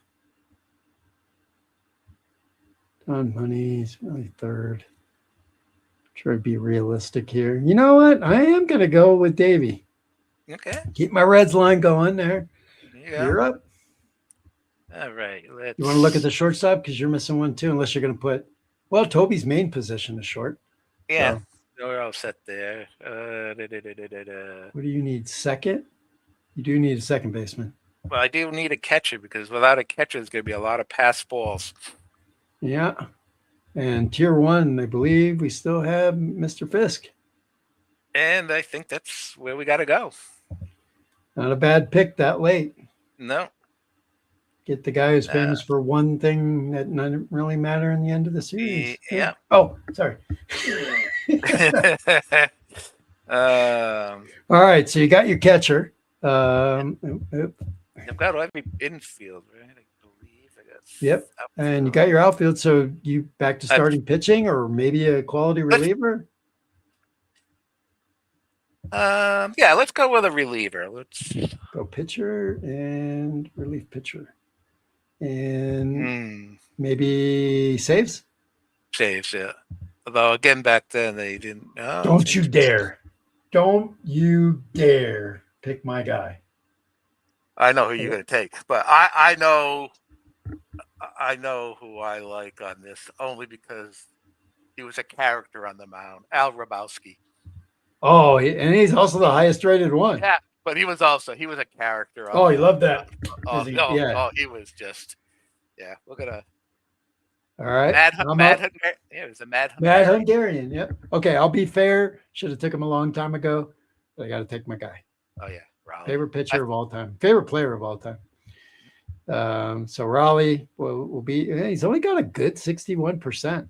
compared to, and now look at me looking at the analytics now as I'm looking at players. That was Pedro Borbon had the best, 78%. Yeah. That's interesting. Okay. So I got my closer. I have a catcher. I have a first baseman. I have second. I have short. Do I have a third? Brett at third. Outfield. I've got one. He's probably going to be my DH. Two. I need to move to the outfield. Yeah. Let's see what we got out here in the outfield. All gone in tier 1, except for Rico Cardi.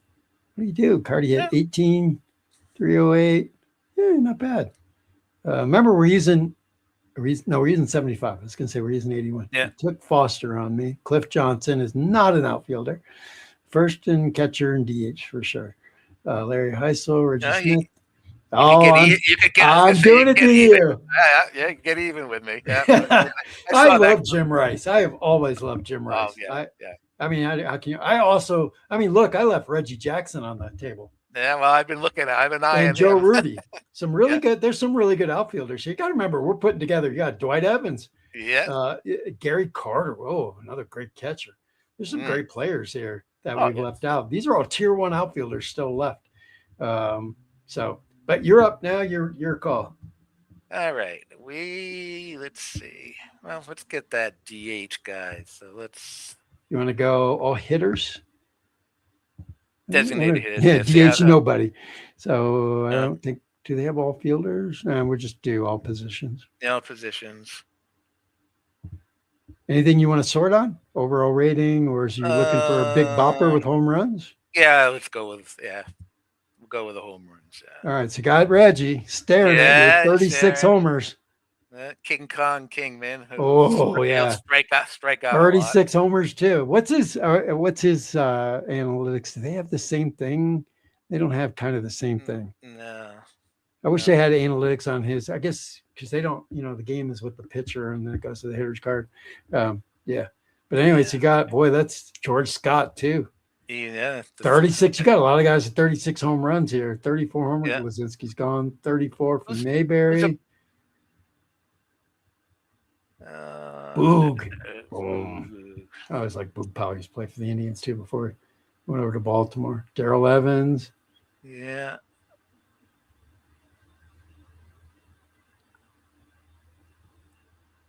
Let's go with I think he was still out there, Mr. October. Yeah, he's right up here. Yep. Yeah, let's go with Mr. October. How can you not, man? Yeah. Look at that lineup. But for power, you got Stargell, you got Fisk, you got Jackson, you got Foster, you got Lynn's not a power hitter, but he can poke it. And then you got the biggest of all, Mike Schmidt for that season. Yeah. Now we'll go to a starting pitcher again. Time to see what we got here for So let's go. What do you want? Wins again? Or maybe a whip or ERA? Where do you want to go? Go with ERA. Let's see with ERA. So you have Lee, then Mickey Lolich. Doc. Ken Holtzman. Always liked him. Burt Blyleven. I got to meet him too. He's down in Fort Myers, Florida. Don Sutton. Frank Tanana, good lefty. Jerry Rice, good lefty. Randy Jones, a good lefty. And Jim Palmer, the ultimate professional. Do you want the underwear model, or do you want there's a lot to pick from here, really. There is some really good pictures left here. Let's go with Mickey Lolich. Mickey at 12 and 18 with a 3.78 on a bad team. That's pretty good. Yeah. And your second pick. No, it's back to me. No, that was your second pick because you had Reggie the first. Yeah. All right. I need to get into the pitching as well. So looking at what you had to go there, I'm going Don Sutton. Okay. Sutton was 16 and 13 with a 2.87. And then I want to go with, I think I'm going to go, we'll probably go with what? Maybe 3-man staffs, 4-man staffs against each other here? Yeah, probably 4. We'll go 4. All right. So I'm going to pick out my 4th starter then. I'm gonna go. I just like the guy. I'm going Ken Holtzman. 18 Okay. and 14 with 314. Okay. So you got one, One more pitcher. 3 starters. Yep. So you need Yeah. one more pitcher. So let's And then you take start Bert. to fill your Well, bench. yeah, we'll take Bert. Oh man, good one. Bert was 15 and 10 with a 3. Yeah. And oh, there's also a feature in this just to show people that are watching. There's a pin feature. So if you wanted to get back to Jim Barr for some reason, you Oh, could okay. pin him, Yeah. and it would pin him over here. Your Oh, pin okay. players. It's kind of like if you've ever done those online fantasy baseball league drafts Yeah. or whatever. Yeah. And you put a guy in the queue. This Q. is your queue Yep. over here. So if you Very wanted nice. to remove it, Very and nice. there is the ability to remove it. So All right. okay, so you're still got your second pick. Where you want to go? Let's go hitters. Okay, back to all positions. Yeah. Anything specific you want to overall? Let's do overall. Just keep it at overall. All right. And tier 1, we still have Gene Tennis hanging there. What a tennis, 255, 29 homers. Not bad. He's still hanging on tier 1. Ron Reed, the pitcher. Mayberry's still hanging in there with 34 homers. Yeah, let's take Mayberry. And Kingman. Kingman, a lot of strikeouts. Yeah. Mayberry, it's strikeouts too. You want Mayberry? Yeah, we're Which going one to take John Mayberry. We'll take Okay. He has a bigger OPS, that's for sure. Yeah. Even a better slugging percentage. So that's a good call. Well, Kingman All right, was either a home run or a strikeout. Yeah. I like him. I just like him as a Yeah. player. He's fun. Yeah. He's absolutely fun in replays. Yeah. But yeah, I mean, I'm kind of avoiding him right now too. A little bit more. I need a guy to help get on a little bit. I'm gonna go with. These tier 1 still left. I'm gonna go Ron Say to back up at third base. Who's he backing up? George Brett. Yeah. Ron Say into the lineup. And then I'm gonna go back over and solidify my bullpen a little bit here. And oh yeah, Raleigh. Yeah. All right, you're up. Thinking bullpen, where are you going? We'll stick in the bullpen because I have only Okay. got one in the bullpen. I got Will McEnany, great left-hander for the Reds. Look at that, 69%, good left-hander, good situational pitcher, and the Pedro. best. Yeah, and he was so good with them. Look at that, 78 compared. Yeah, let's 9 go and 5. with He just pitched a lot. Go with Pedro. We'll take Okay. Pedro. Tier 1 Pedro, good call there. Honestly, don't remember Ramon Hernandez, left-hander with who? Do remember? Was he with the Tigers? Let's pin him. That'll bring up his card. Pittsburgh. Do not remember him, honestly. 46 games, 295. Nice job, lefty. Good situational player again. Yeah. I just don't remember him, which is unusual. I was thinking Willie. You think of Willie Hernandez with the Tigers? Yes, with the Hernandez. Yeah. And in Cubs, and maybe in the White Sox. I can't remember. I know definitely the Cubs. Dale Murray used to be Expos and Reds. He's a good reliever too. All right, so you got Bourbon. You want to go back to the hitters, or you? We're gonna go back to hitters. Let's look for a guy that gets on base. Look at all these ratings. That's nice. Let's average, I guess. Good. Average guy. Okay. So gone. Larry Heisel. Huh? Larry hit 314 with 11 home runs. 870 OPS. Rico Cardi's still hanging in there. The old vet, 308, 18 homers. Well, I see a Red Sox guy, and I love. Oh no, Reggie Smith. So I'm gonna have. Reggie. That's right, Dodgers and. Yeah. You're gonna be called the Reggies. If I have Reggie Jackson, I gotta have Reggie Smith. 302, 19 home runs. That's not a slouch on your bench. No. Okay. Oh, this is interesting. Did you see this? Best versus tough. Tough. Wow. I did not see that. Best versus wheel, best versus. Well, you think most of them would be best. Why would they be best versus tough? Yeah, I have to ask how he figures that out. There's his matchups. I got to dig into this a little more. How would somebody be best versus tough? No, maybe they just don't have as many strikeouts. I don't know. That's an interesting one to look at.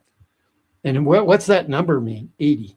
81, Yeah. 88, because it's not matching that. So I'm not sure what that means. So I'll find those out. But moving on, you got, is it back to me? It's back to me. Yeah, back to you. Okay, so I'm kind of in the same ballpark. I need, you know what? I need some power, especially with what you got going on there. So we're going to go home run. And I know Kingman's is just screaming at me. I have to interrupt you. Yeah. Dave just texted me, will 8:15 work? And it's What is it your time now? That's about 25 minutes from now. Okay. You know what? We'll finish this in another one. Well, great about this. We can do a few more. Can you switch now to auto draft? Oh, we sure can. Let's see what they do for us. Yeah. What a great way there, Mike. So let's auto pick the rest of the way. We're going to auto draft the rest of the way. Auto pick means individual spot. And then auto draft's just going to fill our teams for us. And then I'd love to have another call, Mike, where we play each other. That'd be great. I think it'd be a lot of fun. So let's auto draft and see how much they screw up our teams. Yeah. There we go. Auto draft for the final 10 players. Yeah. Draft to completion. That's what we want. We're not going to pause for any picks, which is, by the way, something you could do if you were 30 teams or so, which would be nice. So let's start it. And it's going so fast, I don't know who I'm getting, but we're done. That's how fast they did that. So let's go take a look at the lightning bolts. Gene Tennis. I got Gene Tennis, Jim Wynn, George Hendrick, Ron Reed, Jim Palmer. Dave Kingman ended up on my team anyway. There you go. Frank Tanana, Ed Figueroa, Gritch, and Daryl Evans. Wow. No problem there. Let's see what Viagra got. All right. After the Reggie Smith pick, you got Ted Simmons. You were looking at Davey Lopes. Yeah. You ended up with him. I like Randy Jones. Yeah. Jim Barr. I got Ramon. 98. Don Baylor, great hit. Oh, you got the Ramon Hernandez. You got your lefty situation. I got a Reds, Gary You Nolan. did, Gary Nolan. Good starter. I was looking at Larry Heisel. You got Larry, yeah, and then Cliff Johnson, another good power hitter off your bench. Yeah. You got some nice right-handed power hitting off the bench. A switch hitter, lefty. So you got a nice little. I'd there. say So it should be fun. I'm 2-1 favorites in this series. All right. So from the software perspective, we got no warnings, so we're good. It'll tell you if something's wrong, like you don't have enough players in a certain position. So that's all there without being able to back out. I don't know how that's going to help, but so we are going to finalize the rosters. It will toss everybody else into the free agent pool. Okay. So as Mike and I are playing out our little season, maybe we'll have to do something here, Mike. We'll play like once a week or something against each other, have some fun, double headers or something. Yeah. And if somebody gets injured, we will have a pretty nice pool to pull from. Yeah. So there we are with the team that is going to win it all, the Lightning Bolts, and then the second place where they belong, the Viagra Ball. Not that we talk crap to each other. No. So there we are. So that's basically, how you set up a nice draft. That was beautiful. There was no issues. Fun. There was no clinks there. The only thing I think maybe a little bit better filtering there. Eliminating the players on the screen when they're drafting. Eliminating the players, absolutely. A little more filtering too. I want to see just rank them not just by tier, but rank them by that number, all of them. I just don't need the tier. So, which I still think the tier was nice. It helped us just look at some, but how did he decide the tier? Because I thought there were some players in that second tier that were better than the first tier. That I wanted. Like George Brett kind of fell just to me because what was he not in that? Why was he, So anyway, but overall, really nice. Made it. So we will be playing these games out, Mike and I, in future episodes. Right up here in the Mike replay, 1975. So, Mike, any last thoughts on what you saw from Payoff pitch today? The game pulse. I want it now. This is really going to be. It's going to be fun. This fantasy thing here, because I'm big into fantasy baseball. It's really intriguing me. I'm still going to play my replays and things like that, but. This I could see, like you said, getting maybe 10 guys and doing a co-op and drafting. One night we're sitting around and we're drafting, and then you start up, play a 40 game schedule or whatever. And I think it'd be fun. That's really a neat concept.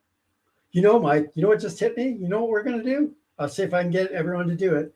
IndyCon. Let's get 10 guys in a room and let's draft. That'd be cool. Absolutely. Absolutely. And we just got to get around my machine, and I can, everyone can see it and see the stuff. And you're getting there on Thursday, right? Yes. So maybe Thursday I'm getting night. there Wednesday night. I'm getting there Wednesday night.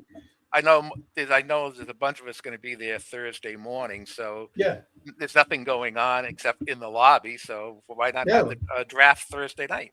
Let's do a Thursday night draft. Anybody wants to do it, get there by Thursday night. We'll do it at night, grab some beers, sit around the table. And I think this will be a blast. We'll do absolutely. Pick out what season. By then, I believe this is going to be out to everybody. So it'll be out there. They think April 7th, I think is. Yeah. And I think he's releasing it right on the first day or whatever it is. Or the day before the IndyCon with the whole idea. But if it gets pushed back, no big deal. I've got it. And that'll be a lot of, and then we'll broadcast it. I'll pop us on here on pull up a chair, and we'll have 10 guys pull up a chair, and we will absolutely and take co-op to a whole new level. That's for sure. Because I don't think there's been a co-op league like this. Not that I could. Yeah, I'm not. Yeah, you're right. I mean, I think there are co-op strat leagues, draft leagues. Are there? I think there are in APA, but I don't think. But somebody's manually doing all that work. Yeah, on a spreadsheet. This is totally game changing. Yeah, absolutely. It is, and just by yourself, it's game changing. Yeah. We had fun. I had a ton of fun doing that draft I did for 1981 for 10 teams. That was a blast. I had to think 10 different ways as I was going through that for my teams, but it was a blast to do. So, just so any other last second thoughts here? I know you got to run to your other show, but I'm a popular guy today. You are. Digital to Dice to talk about the Digital to Dice convention on the East Coast in Connecticut. Little plug there. Yes. If anybody's thinking about it, we still have some available openings. We're getting close to capacity, and I didn't get to finish my typing my notes. So, but I've got at least half of it done for tonight's show. But it should be fun. Add me in. I'll be sending you my money later. I got pushed in or got pushed out of a certain project, which I didn't want to do, which I thought was going to take up my time during that time. I found out last night that I don't have to do that project. So I'm definitely going to go. Fantastic. Watch the show tonight because we're going to reveal quite a bit of information of what's going to be there for our second convention. It was hard to top last year. We didn't know what we were doing, got through it. And as I was putting my notes together for tonight, I was like, wow, this is actually going to be just as good as last year, I think. At least I hope so. So it's just a fun time. Whether it's the play convention, whether it's the digital dice, whether it's IndyCon, it's all about everybody showing up and having fun and doing something like this if we do it, and just teasing each other and letting everyone know Viagra Falls is going to finish in second place, and it's just there's nothing like that, right? And then at the same point, we still can go do our own little silo things that we love to do. And I love the project things over here that allow me to, over here to keep everything in action right here, so I can move and so quickly pop right over to my 81 historic season and start playing. So I'll probably be playing this tonight while I'm listening to you guys on Digital Dice. Because we all are, multitasking when we're listening to these shows. Yeah, we are. So good luck over there, and I will see you soon, my friend. Okay, thank you.